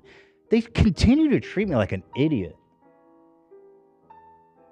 After 5 years of working together, you decided to breach YouTube's community guidelines, our content provider agreement, and defame and harass our company and our CEO when you have been receiving clear and itemized revenue share summaries from BBTV every single month, properly reflecting your contract with the company since the beginning of our partnership. Again, more of the same. They're like, yo, you trusted us for this long, dummy? It's on you. Obviously, harassing and defaming. They're trying to use big, scary words. And this works most of the time. They go, community guidelines. Oh, they're going to get me in trouble. Defame and harass. I'm scared. Yeah, do something about it. Dude, I'm freaking scared. Go ahead. I'm right here. You got my address. You know everything about me. Let's go. We are always available to work with creators to answer any questions. Took you 3 days to get back to me. Regretfully, you gave us no opportunity to have a meaningful conversation or to work constructively with you. Again, this is revision bullshit. Fuck you.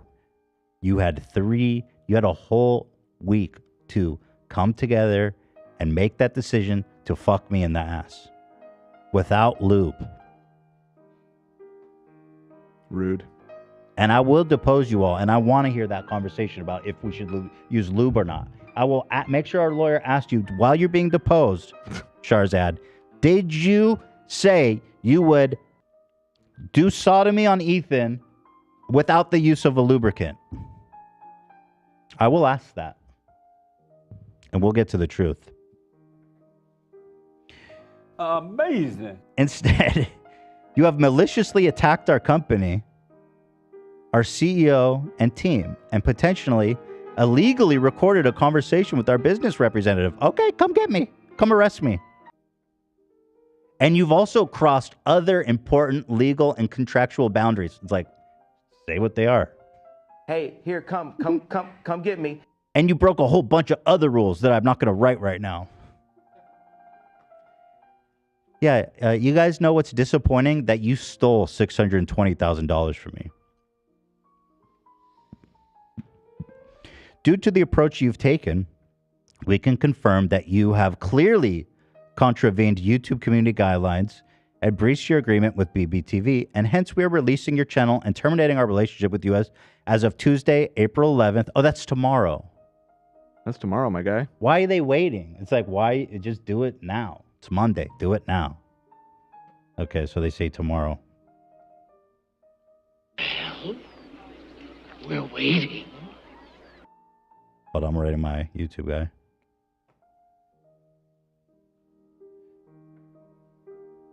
Okay. If you are interested in resolving the remainder of what appears to be a contractual dispute, I love that it's just a contractual dispute. They're like, the contract could say anything. And they'll be like, no, we're keeping your money because, hey, it's I don't know, there's something in the contract that says we can. Take it up with the judge. Just legal theft. Something about, I don't know, in 3-2. Something about other revenue. I don't know. I'm keeping it. Forget about it. If you're interested in resolving this contractual dispute, please be advised that we will make our team available to discuss these concerns. If you continue to publicly harass our team and misinform the creator community about our company, we will hold you accountable.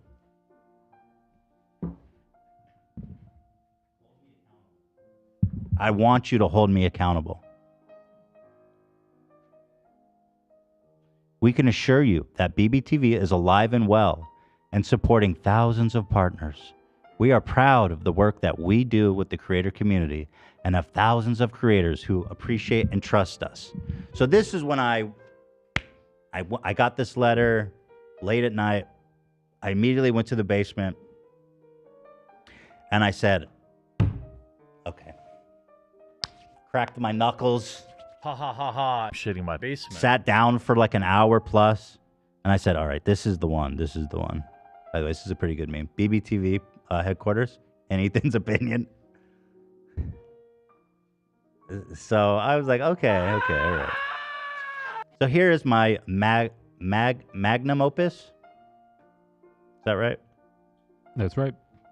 Thank you. So I put together something pretty special to me. So here it is. Chip, take a sip. Is it legible or is it just the screen there? I have it on low bandwidth mode, so it's more legible on okay. what's being streamed. So I said, dear whatever attorney, I must express my deepest gratitude for the fact that this is the second legal letter you've sent me at the witching hour of 10 p.m. on a weekend, no less, and during a holiday to boot. Happy Easter, by the way.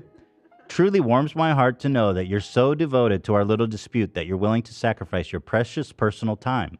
It paints a rather vivid picture of frantic desperation, as if you're scrambling to make amends for your company's own incompetence.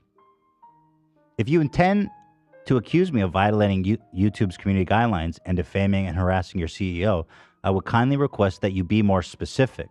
It's crucial that we maintain a fair and transparent dialogue during this time. Fair and transparent, unlike your theft of $620,000 without notice or discussion.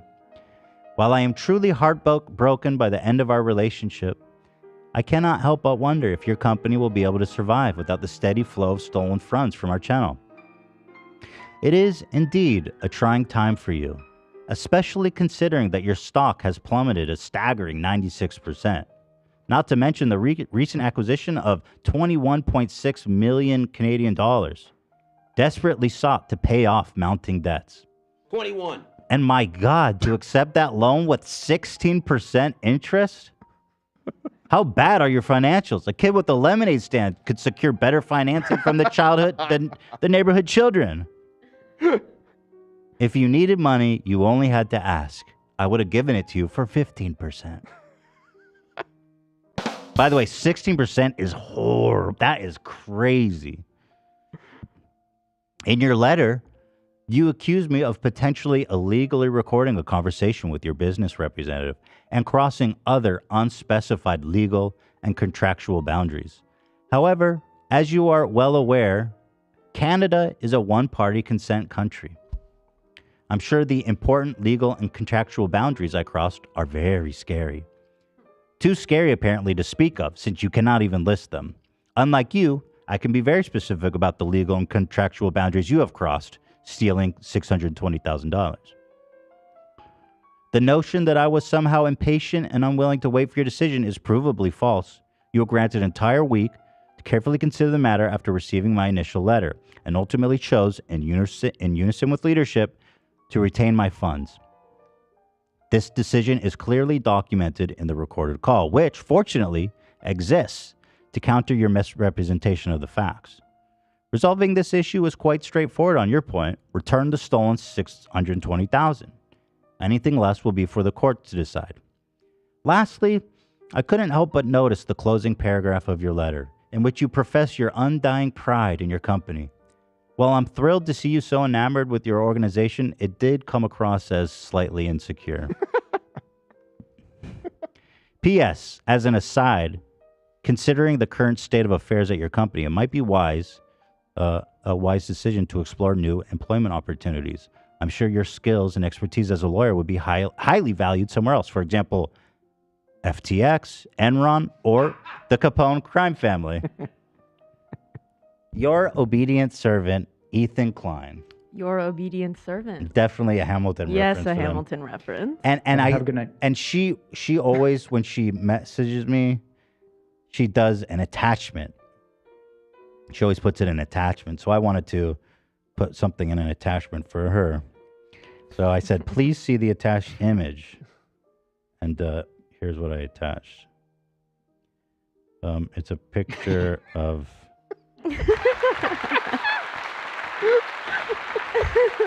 Says, fuck you and your whole organization. It's a picture of me soy-eyed. And just a little something, because she should know a little bit about me. It's a Minion meme. I'm a handful. I'm strong-willed, independent, a bit outspoken, and I tell it like it is. I make mistakes.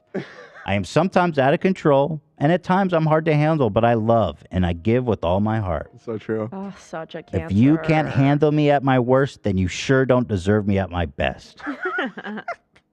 Signed, owner, fair use, and First Amendment advocate, Ethan Klein. Yeah, your proper title.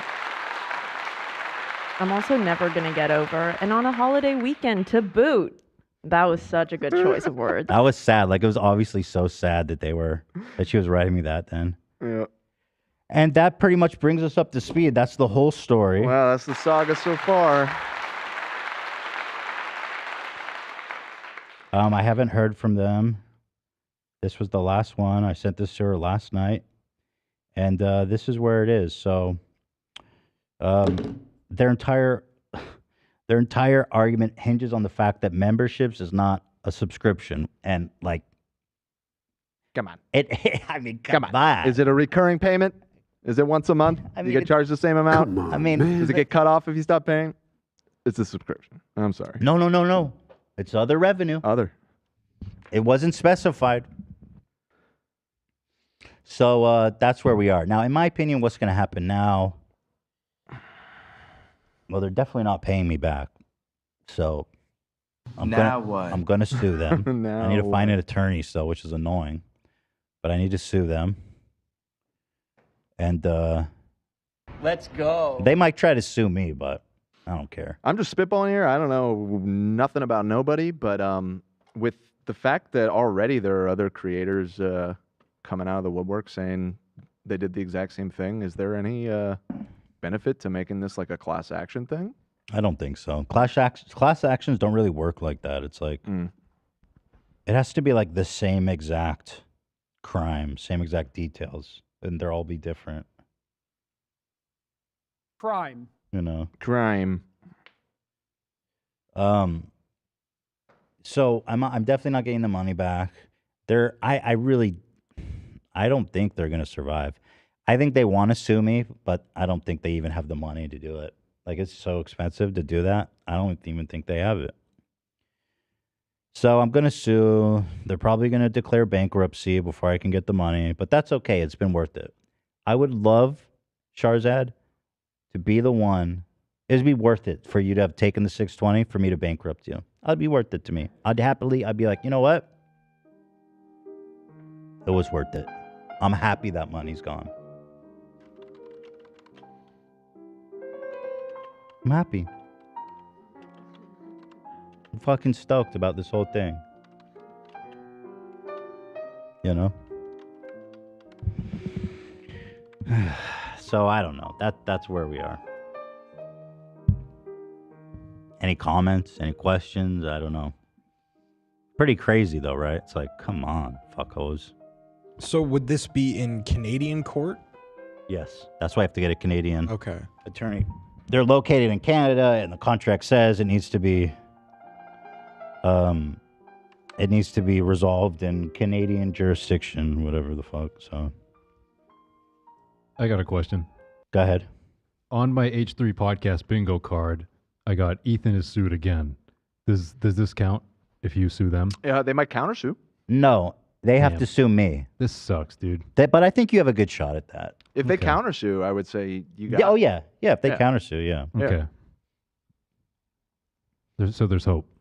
Y'all really think, like, I'm just cool, dude. Like, if I'm not being sued by 5 people at once, it feels weird. Right. I'm comfortable. I'm only comfortable when I'm being sued by, like, at least 10 people at once. So thank you guys for just putting me in my comfort zone. By the way, we had some massive gifts during that I really want to thank. BBNO. Wait, BB No Money? So, okay, just to clarify, it is not really BB No Money. I thought it was at first. I went and checked the channel, and it was like a 30 subscriber thing, and I noticed that their icon is the BBTV icon, so they're making a pun. They're saying BBTV. That's funny. That is funny. It's our order. It's the members. Wait, go up. BBTV, no, don't pay me back via subscriptions. You pay me back. Just send me a wire. Right. That was Did this Shahrzad's this burner. person gave 1,100 subs? It's the same guy that's as before. Members go up. Members go up. It's members Saudi go up in benefactor? disguise, Yeah. the Saudi benefactor dude. himself. What the hell? Yep.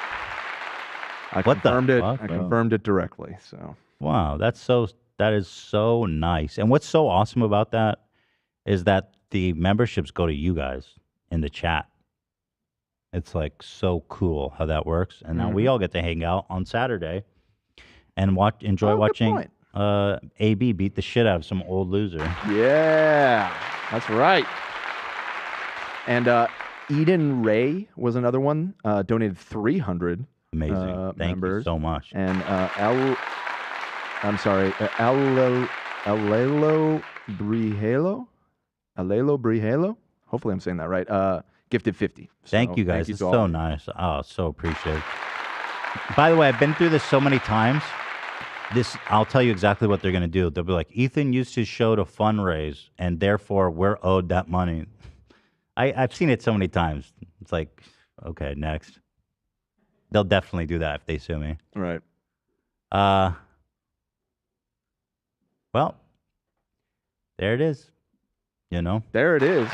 In all honesty, this fucking so annoying that I have to deal with this shit now. Like, it's so annoying. Why does this keep happening to me? I'm just minding my own fucking business. You're just a simple country lawyer. I may not know much, but I am just a simple country lawyer. Simple country podcaster. That's right. Why do I have to be the one to always deal with this shit? Grandpa's feeling a little frisky today. Well, again, because I mean, in a weird way, you are privileged to be able to even take this fight on. You know, and I think that's part of it. It's a combination of you have the ability to fight something like this, which a lot of people don't, and like you laid out, you're psycho. Yeah, I'm like mentally ill. I must be. Right. So between those two things, they picked the worst possible person they could have pulled this on. So there you go. But in all honesty, this sucks. Like, you guys doing a lawsuit is so much work on my point. I know you pay the lawyers a lot, but you have to get so much in order for them. And then a lot of time. It's a lot of time. And I don't want to fucking do this. But obviously, I have to. You have no choice. Just when you thought you were out, they pull you back in. Pull me back in for one last God job. damn it, dude.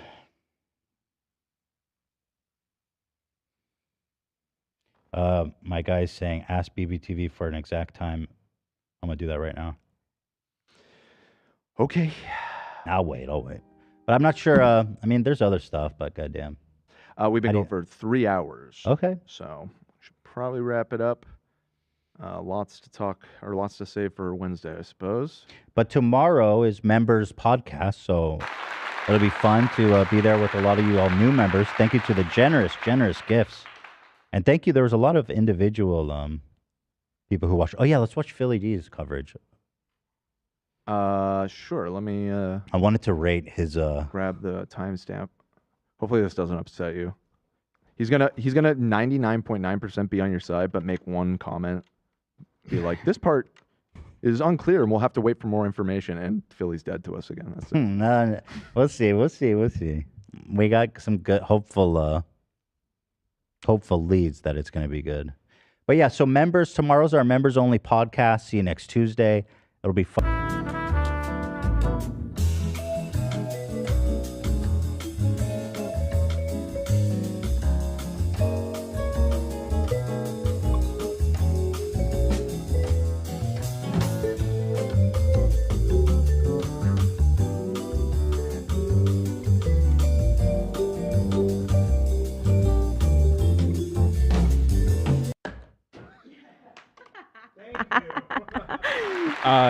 So did you want the whole thing or just the timestamp at the end?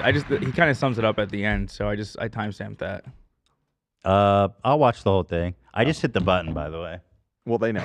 You don't have to tell them. I love the button. I love the button. I looked over and everyone's like, dude, and I went. It's so fun. I was actually about to hit it. You were gonna and hit then it for me. you beat me to the Oh, punch. we got the Brad the Bull button screen too. This is great. Oh, they just saw the Brad one? Yeah. Nice. Legendary. Love me that button, man. This button's gonna save my life. Oh yeah. It already has. It already has. All right, let's watch Philly. All right, so let's see what. When it very plainly and clearly states that it is part of normal YouTube net revenue. That's ultimately where we are with this. We're gonna have to wait to see what happens, but hopefully. Okay, Philly, you really gonna use that old picture of me looking fat as hell? Now I'm pissed, and he's dead to me. That's from. You look great in that photo. That's a good one. Yeah. He literally looks stunning. I think it's from like a week ago. I'm just trying. It's the spring background. You both look gorge. I'm trying to find something. Look at the beautiful sisters on the screen right now. Not as beautiful as Phil. He looks amazing. Glowing. Ethan and any other creator affected. by God, he this looks so good. Good for him, man. It's stunning. So cool. How he's transformed himself. It looks great. are made whole, because this is fucking insane. Because based off of Thank what you, we've bro. seen so far, it seems like the situation is plain as day. And then the Super Mario Bros. Movie That's it? absolutely destroyed. Well, that's good. Well, we skipped to the end. I mean, he did it looks like it's the main segment of the show. Oh, I want to watch it. I got to look for any little fucking slide. Okay, there's a timestamp, so you should see where it begins. I got it right here. Yeah, I went to the chapters. I'm watching with the eagle eye, Philly. Got my eye on you. Line of the H3 podcast now reportedly suing broadband TV. better Not known- yet. Not yet. But I will be.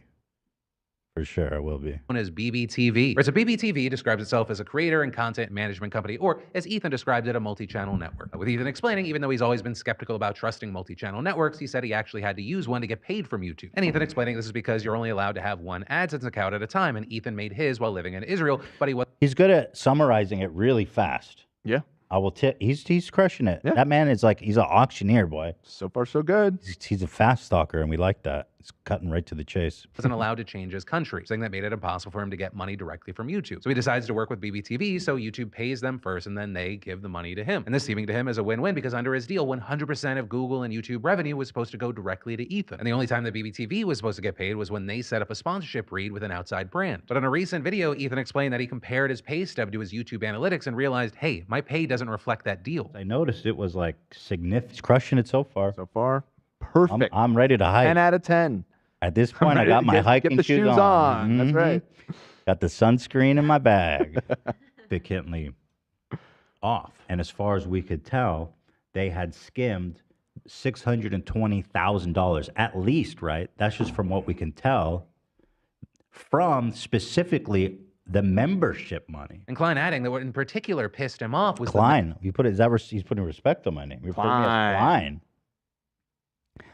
Like we're not friends. Come on. I mean, this is legal stuff. This is very serious important. shit. It's important to be very clear here. As Mr. Klein stated, membership revenue. These is people coming to us to show us their direct support. Like that was the whole point of this program. The timing and it is specifically nefarious that they went after that money. That money, which should be held sacred, and if anything, if any channel of revenue shouldn't be touched by them, it's that money that fans are giving directly to us to support our channel. They shouldn't even be allowed to touch that, frankly, via YouTube's rules. Like you know. Language are also key things to take away from this. Right, for some background, Ethan explained that he had been working with BBTV since 2017, which notably was before memberships even existed. But even with that, because it's still revenue from YouTube, Ethan argued that it should fall into the same bucket as ads and he should still be getting 100% of that. But apparently when speaking to BBTV, they pointed out an other clause in his contract. Now, these guys had the fucking audacity to come to me and say, well, if you look at this section, your revenue, and you look here, it says 70% of other net revenues. And they're like, well, memberships is other net revenue. With him apparently claiming that they were in the right to keep the $620,000. But now you have Ethan saying, let's let the courts decide, because he's suing BBTV and pointing out that in the contract, they define Google net revenue as including Google subscriptions. And even arguing that the definition of Google subscription should clearly include memberships. Ethan saying he noticed this 3 days ago and sent an email to BBTV and claiming in that email that some of the discrepancies go all the way back to December of 2020, then saying it took 3 days for them to respond and set up a call. And Ethan actually recorded that call and tweeted today that he plans on publishing it so he can, quote, fully expose expose them as the thieves, bullies, and liars that they are. But he also explained that during that call, BBTV just maintains that they were in the right to take 30% of the membership revenue and they would not be giving it back. Which is why now Ethan's membership program is paused while he works with YouTube to get rid. Got that wrong. What did he say? The membership isn't paused. It was paused for a moment. He says it's currently paused. Oh. He needs to issue a retraction. I mean, as a serious newsman, Philly, I would expect. Well, that was the last publicly known position until this show today, right? Well, he probably recorded before it be went up on his shit. All right, we're being very nitpicky. I'm just saying. Would not be giving it back. Which is why now Ethan's membership program is paused while he works with YouTube. Yeah, I'm demanding a retraction. A correction.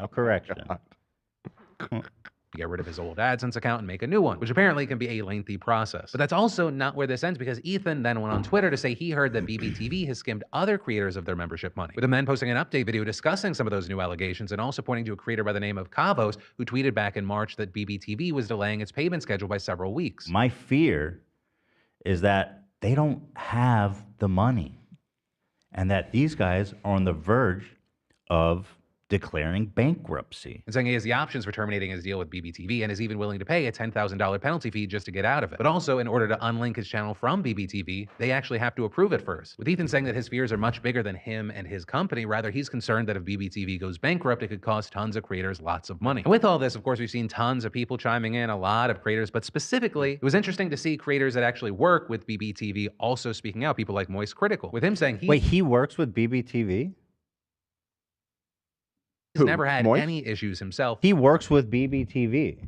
That's what Phil just said. Oh.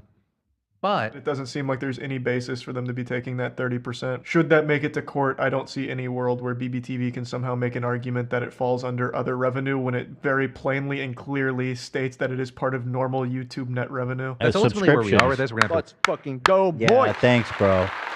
I'm moist. I love the moist critical. He gets it, folks. He gets it.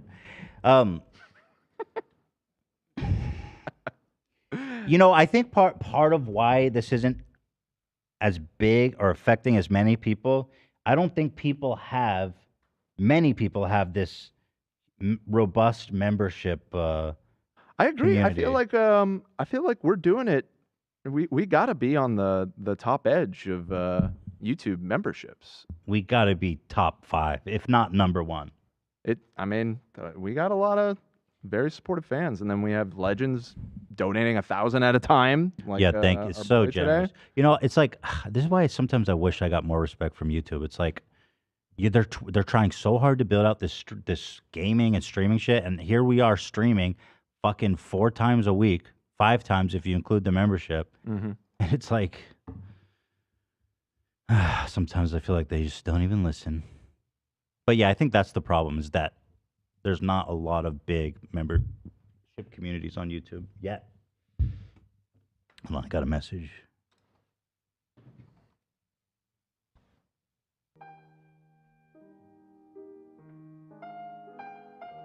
Everything okay? Yeah. Okay. Somebody said not to make light of this, but can I sue Dan for winning too hard? No. No, I'm sorry. That'll get thrown out. You'll have to prove damages. Yeah. It's not your fault. God, I hate them so much. Fuck. My guy just brought up a terrifying point. He said, oh God, this breaks my heart to even say it. He says if they're not unleaking you till tomorrow, they could try to take a cut of this podcast. That's what I asked you at the beginning. You Well, said I thought no they were problem. unleaking me today. That's what I thought it said. Oh, Ethan. Damn, dude. Okay, Ethan. Dre Day only meant Easy's payday, dude. Have a good night. They shouldn't fucking touch my goddamn money, the membership money. But it's just it could be today they try to fucking steal our money. That's crazy. That's crazy to me. Is that fucking crazy to take 30% of that? At least you're being helpful about it today. What was I going to do, Dan? I got to do my show on Monday. No, I mean, that's fine. I specifically asked about that point. I thought that they were going to disconnect me today. Well, I guess we'll find out. I mean, all of it gets reconciled at the end of the month, so it might be fine, right? That's true because it's a monthly valuation. Yeah. I think you're right. I think if it's probably it goes okay. into the monthly pool, A month. Right. Yeah, they always bill it monthly. If it goes into the monthly pool, and they disconnect us on the 10th, how did they decide? You know what? They shouldn't be touching a goddamn penny of it. Yeah, I mean that's the motherfuckers. reality of the situation, but Goddamn, dude, god damn them, dude. do you know? Because all of this talk has been exclusively about the members' subscription. There is other, direct revenue like the super chats. Were they taking 30% of those too? I think those. I don't know.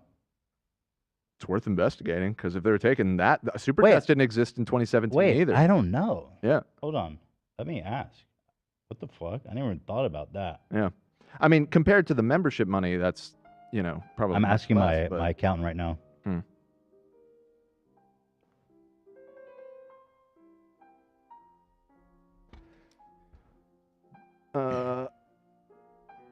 Not gonna lie, I don't want the podcast to end, but like all good things. What are you telling us to wrap it up? But then they go on to say, AB, good luck. Ethan looking damn fine, and the rest of the team, y'all kings and queens. I gotta say, a lot of people find angry, vengeful, aggressive business Ethan very attractive. I was a lot of simping in the chat for you today. Yeah, well, I'm broker than I was when he's yelling at people. Yeah, well, I'm $620,000 broker than I was, so that's not sexy. I'm not broke at all. You're always rich with that hairline, dude. No, thank you, love. You're bountiful in follicles, that's for sure. Thank you, guys. Thank you. You know, I wonder, should we post the Zach one tomorrow? Or should we wait till the disconnect happens? I would wait for that. I mean, we're not, with the Zach video, I'm not expecting. You know what we were thinking too for future member content that would be awesome? I think this was Love's idea, right? We were going to react as a group to the Zach highlights. To the lore videos. Because there's so much to say about them. I mean, they're just, that would be awesome members content. Yep. I feel so bad, dude. I'm so sorry, you guys. If they try to take 30% from today, I just honestly feel horrible. That is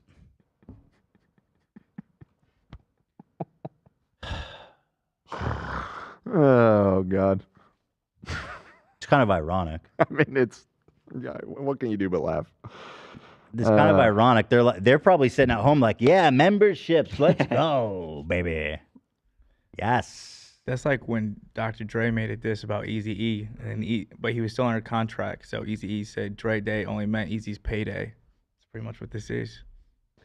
I swear to God, our other company that actually gets us ads that we love them. Our rep from there has been he's been watching Ethan. Yeah, and he's saying that he's just been dying this whole time. And Dude, I see now they actually said they're waiting to release you until tomorrow, knowing you're going to do this video today. Yo, I was wondering why they picked Tuesday. You think they're that? I don't know if they're fucking that vicious? nefarious, but Well, why would they pick Tuesday? he said it with a laughing emoji, so I'm pretty sure he was joking. But why would they pick Tuesday? I thought that. I was like, that's random. It is kind of random. I gotta say, the Roost is the only company I've ever worked with where I don't feel like I'm being scammed. Yeah, they rock. They've been great. And not only that, man, like the times that let's say there was times where like companies maybe didn't pay them for the spots. Mhm. They pay them and they pay us. They've like gone into their own pocket to make it good for us. Right. And like that is real shit. That's like so They're living dope. the BBTV CEO's philosophy. Ethical They're living it. practice. We love you, Roost. We love you. Take my money, please. Well, he has risen, guys. He's risen. He's up. He's walking. Having a good time.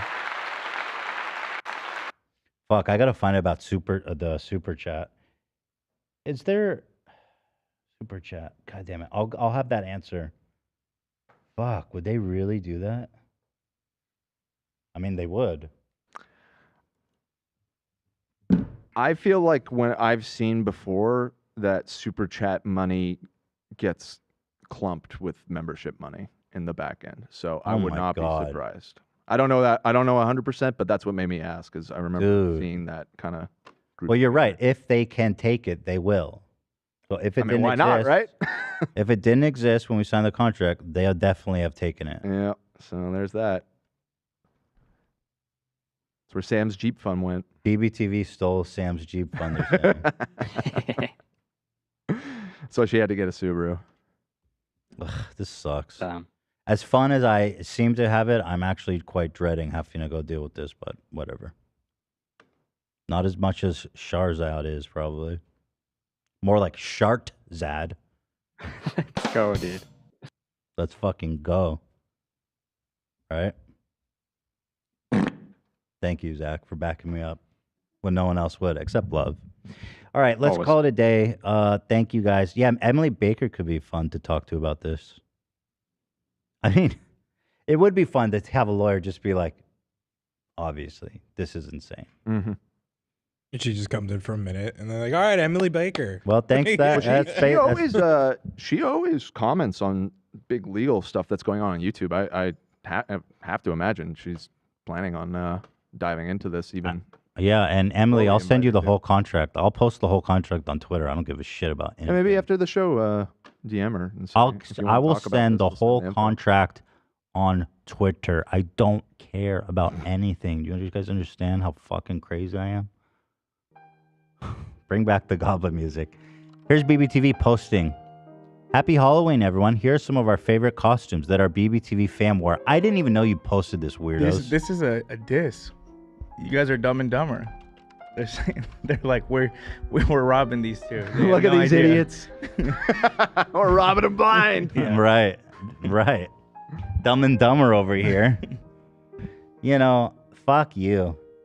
They try to be like, yeah, we're fam, you guys. I was like, I don't even know who you are. I don't talk to you ever. I never saw this. I don't care about you. I don't think about you. You do nothing for me. Hey, the BBTV fam. We're in the family.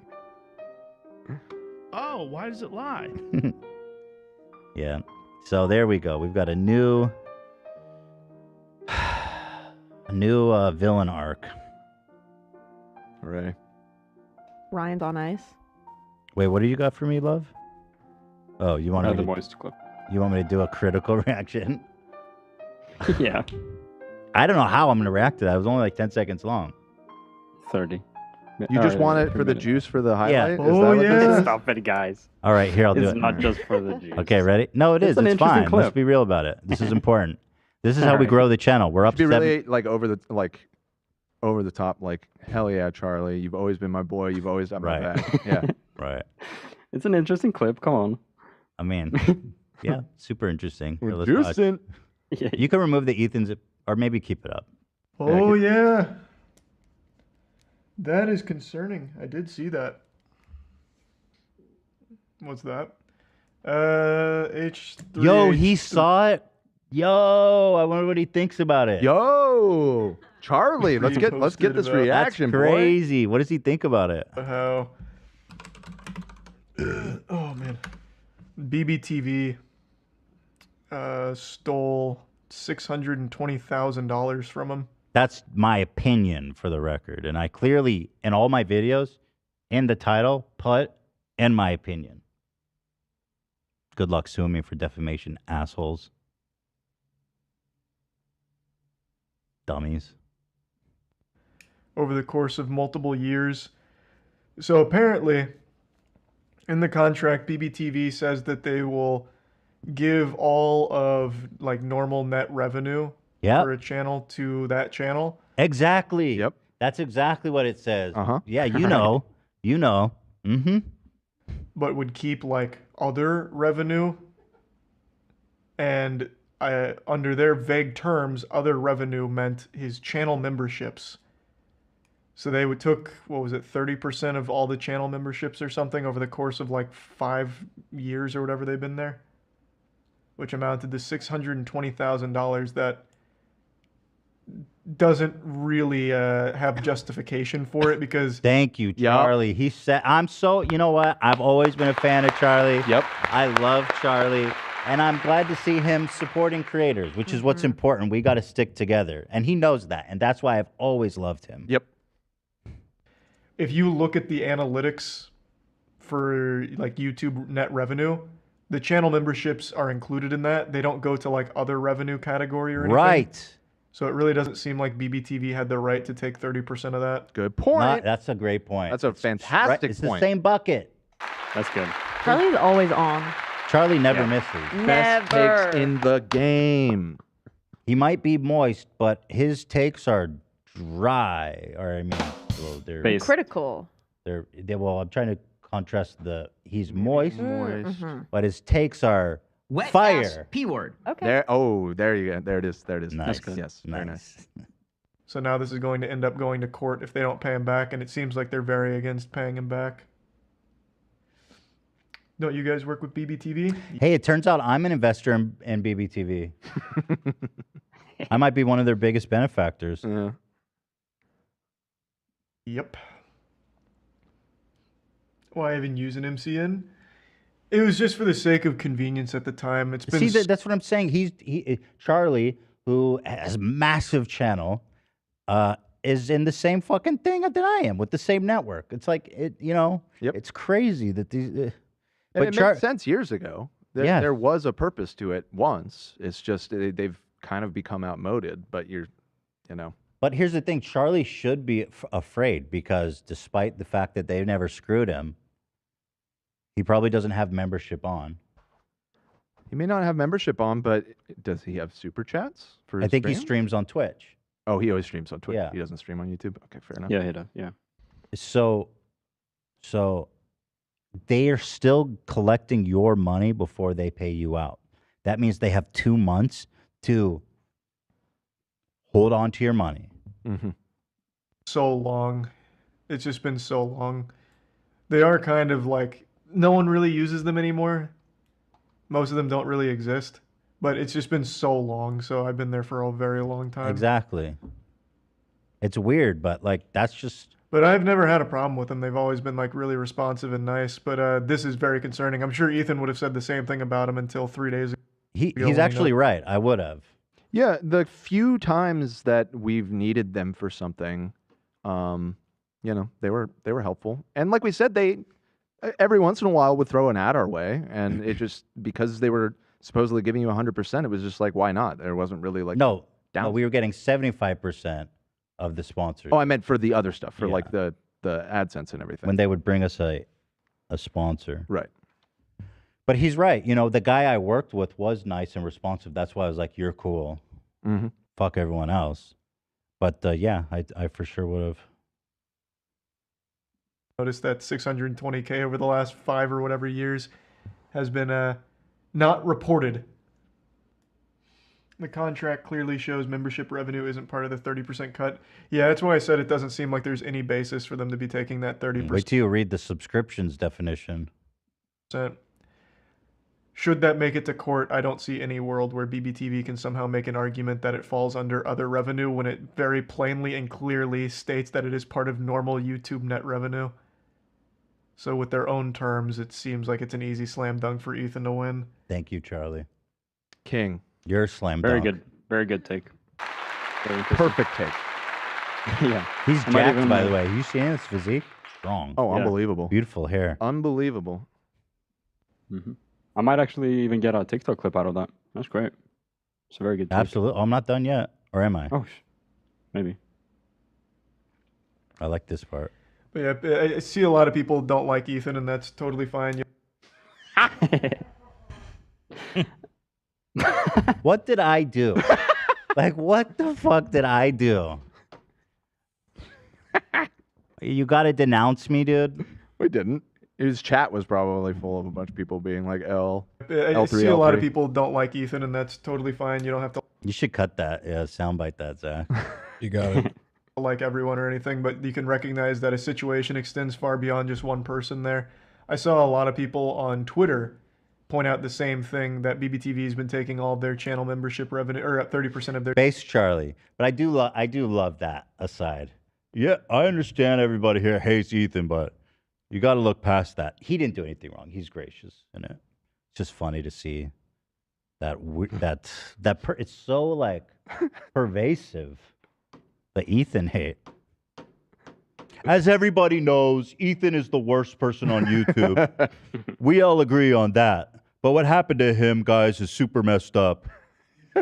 It's like a dog shitting on his own balls and then forgetting to wipe it on the carpet. And then, I don't know. And then it gets all over the place, and somebody tracks it into the other room, and right. my dildo falls on the ground, and it rolls around in the shit, and now I got shit on my dildo. That's good. That's fucking good. We kid. We kid the ones we love. Dexter, so I guess he's planning on moving to multi-streaming to YouTube, so he better get his ducks in a row. Yeah, look out for that. Yeah. There was one other thing which I can't get enough of this. It just makes me I just crack up every time. When you just go to like their goddamn page, YouTube's goddamn page, all active members, all members with active subscriptions. Boom. What? That's it. I mean, it says it everywhere. Yeah. It says it in every possible situation where membership is described as a subscription. You know? Isn't that funny? Isn't that fucking hilarious? It's funny. I guess they can still pay me back, and we can just like say, hey, you know, it's never too late to admit you're wrong. And I've learned that myself. There's been times in my life and in my career where I've gotten defensive, and it took me time to come around to the idea that I was wrong. And that's where personal growth begins, right? When you can swallow your pride and confront the uncomfortable truth, which is that you are wrong, and everybody knows it. That's the worst part, right? Like, it's not too late. They could pay me back. And then I would say, you know what? Actually, I think they're deathly afraid of that, because that means they'll have to pay everybody back. God knows how much money they've owed people for this. Dude, they're so fucked. They're so fucked, because if they pay me back, they have to pay everyone back. Ugh, I'm never getting my money back. God damn it. I'm never getting it back. Well, we'll see. All right, dummies. Well, sleep well tonight, BBTV scumbags. Hope you guys are having as much fun as I am with this one. Don't spend that 160. Don't spend that 620 all in one spot. 600 DPI. Hey, Shahrzad, you better cut yourself a quick executive bonus now before the bankruptcy courts get a hold of it. Mm-hmm. Here's BBTV Instagram post. I never seen they posted this. Never asked me if they could post this. Nobody cares, dude. Why is this one's so weird? It has 57,000. I think they're fake. But then if you go to the other ones, it only has like 3. Do you think we shared it? It's possible. Maybe we shared it. I think we did put it on our story. Because they have other ones with exactly 57,000 likes as well, too. Like this one has like nothing. This one doesn't even, there's like nothing. This one's a picture of a sandwich. Or it's a video. Here's a picture of, why are you posting this shit? It's none of your fucking business. Like, that's weird, you guys. It's none of your fucking business. It's like part of our family. It's like, no, you're not. Not at all. You know, not at all. Just the ghost of BBTV there. We were there. We watched the delivery. It was magical. We're part of the family. We get 30% of the placenta. It has incredible healing properties. Yeah, we eat it. We consume it. All right, let's go before you get canceled. I got the button. What's the hurry? But anyway, here's the post where I wanted to talk about. This will be the last one.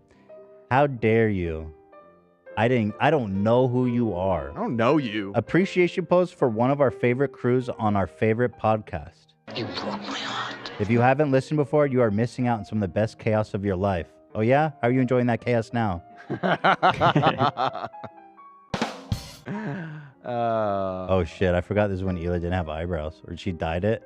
Mhm. I gotta admit that was a pretty wild look. Mm-hmm. But it was brave of her, and I appreciate that she's willing to do that. This is a great photo. I love this photo of us. This is so. I think the us. only one where I wasn't in it. It's kind of fucking rude. I'm not gonna lie. Yo. Oh. Fuck BBTV. Oh, fuck BBTV. Idiots, assholes, Yeah. dumbasses. Idiot. Dumbass. Idiot. Company. Idiot. Morons.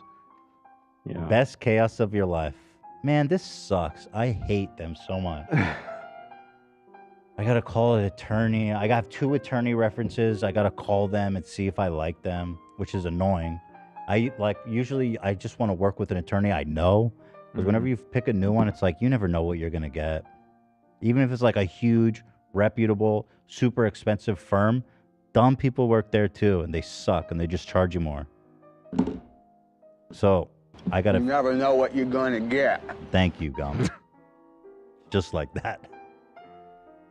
So now I gotta call these guys, and I gotta explain the situation to all of them again. I gotta send them all the documents and shit. Life was like a box of chocolates. Can't you guys just pay me back? Just pay me back. That sounds like a good plan. And everybody else. Yeah, everybody wins. Pay everyone else back too. How about just retire? Just retire. Just close the business and give everyone their money back. And just walk away peacefully. So you can retire better. Right. All right. Guys, thank you for watching. It's been a hell of a ride, huh? Thank you to BBTV for a... Give it up for BBTV. Fun episode, right? Yeah. Appreciate the for the call content. and the emails. And, well, I look forward to receiving more legal letters. And I think it's fantastic and exciting. Wait, people are sending me all kinds of crazy BBTV shit now. Wait, someone sent me a archived... Stop sending it to him, people. So wait, this is the one from before they updated it? So what does this one say? Are you talking about this? They sent me this and they said it's archived. Yeah, I didn't really tell a difference. I don't think there's really much there, to be honest. Well, they say subscribers. Oh no, that's unrelated. Yeah, it pretty much is the same, but yeah, it is interesting that I said updated today. Mm-hmm. Mm-hmm. I see. See, a lot of these people, like her. Oh yeah, 57,000 exactly. The fuck is going on over there? Exactly 57,000. It's just how many fans I have. Yeah, we have Very precisely 57,000 fans. Weirdos, freaks, losers, idiots, dumbasses, idiot morons, company, losers, seriously. stupid idiot, dumbasses, Bankrupt, probably soon. nincompoops, shithead, Nimrod. Or maybe I put it another way, you're a bunch of pussies. They are a bunch of pussies. Thanks, Rudy. I have so many images from different devices, different subscription. It's all subscription. I could write a novel about how it's a subscription. Yeah. Okay, I got back from my finance. She said the only thing they are taking a percentage of is... Okay. So it seems like they are not taking from the... They're not taking They are from not Super Chats? taking from Super Chats. That's what she said. She said they're only taking from sponsorships. That seems to hurt their case even more because they're not treating it all equally. Right. Right. That's Yeah. even more other than. That's way more other Yeah. than channel membership. That's way more other, bro. Huh. No, I just gave them an idea. They just found a new revenue stream. Right. Funny. Well, that's real interesting, BBTV. God, they must be so fucking like...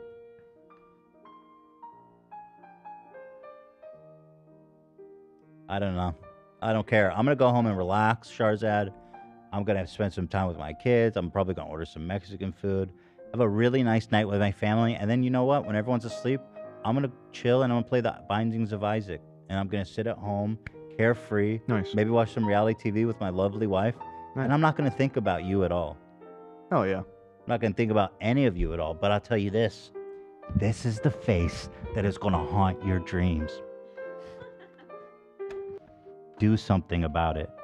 Hold me accountable. You can fade out. I think everyone left for the day. Everyone's leaving. Zach just left the music on. I am your sleep paralysis demon now, Shahrzad. You can't wake up. You're fighting. You're trying to sit up. You're paralyzed. This is the face floating over you. You fucked up. And I'll just say this. You fucked up.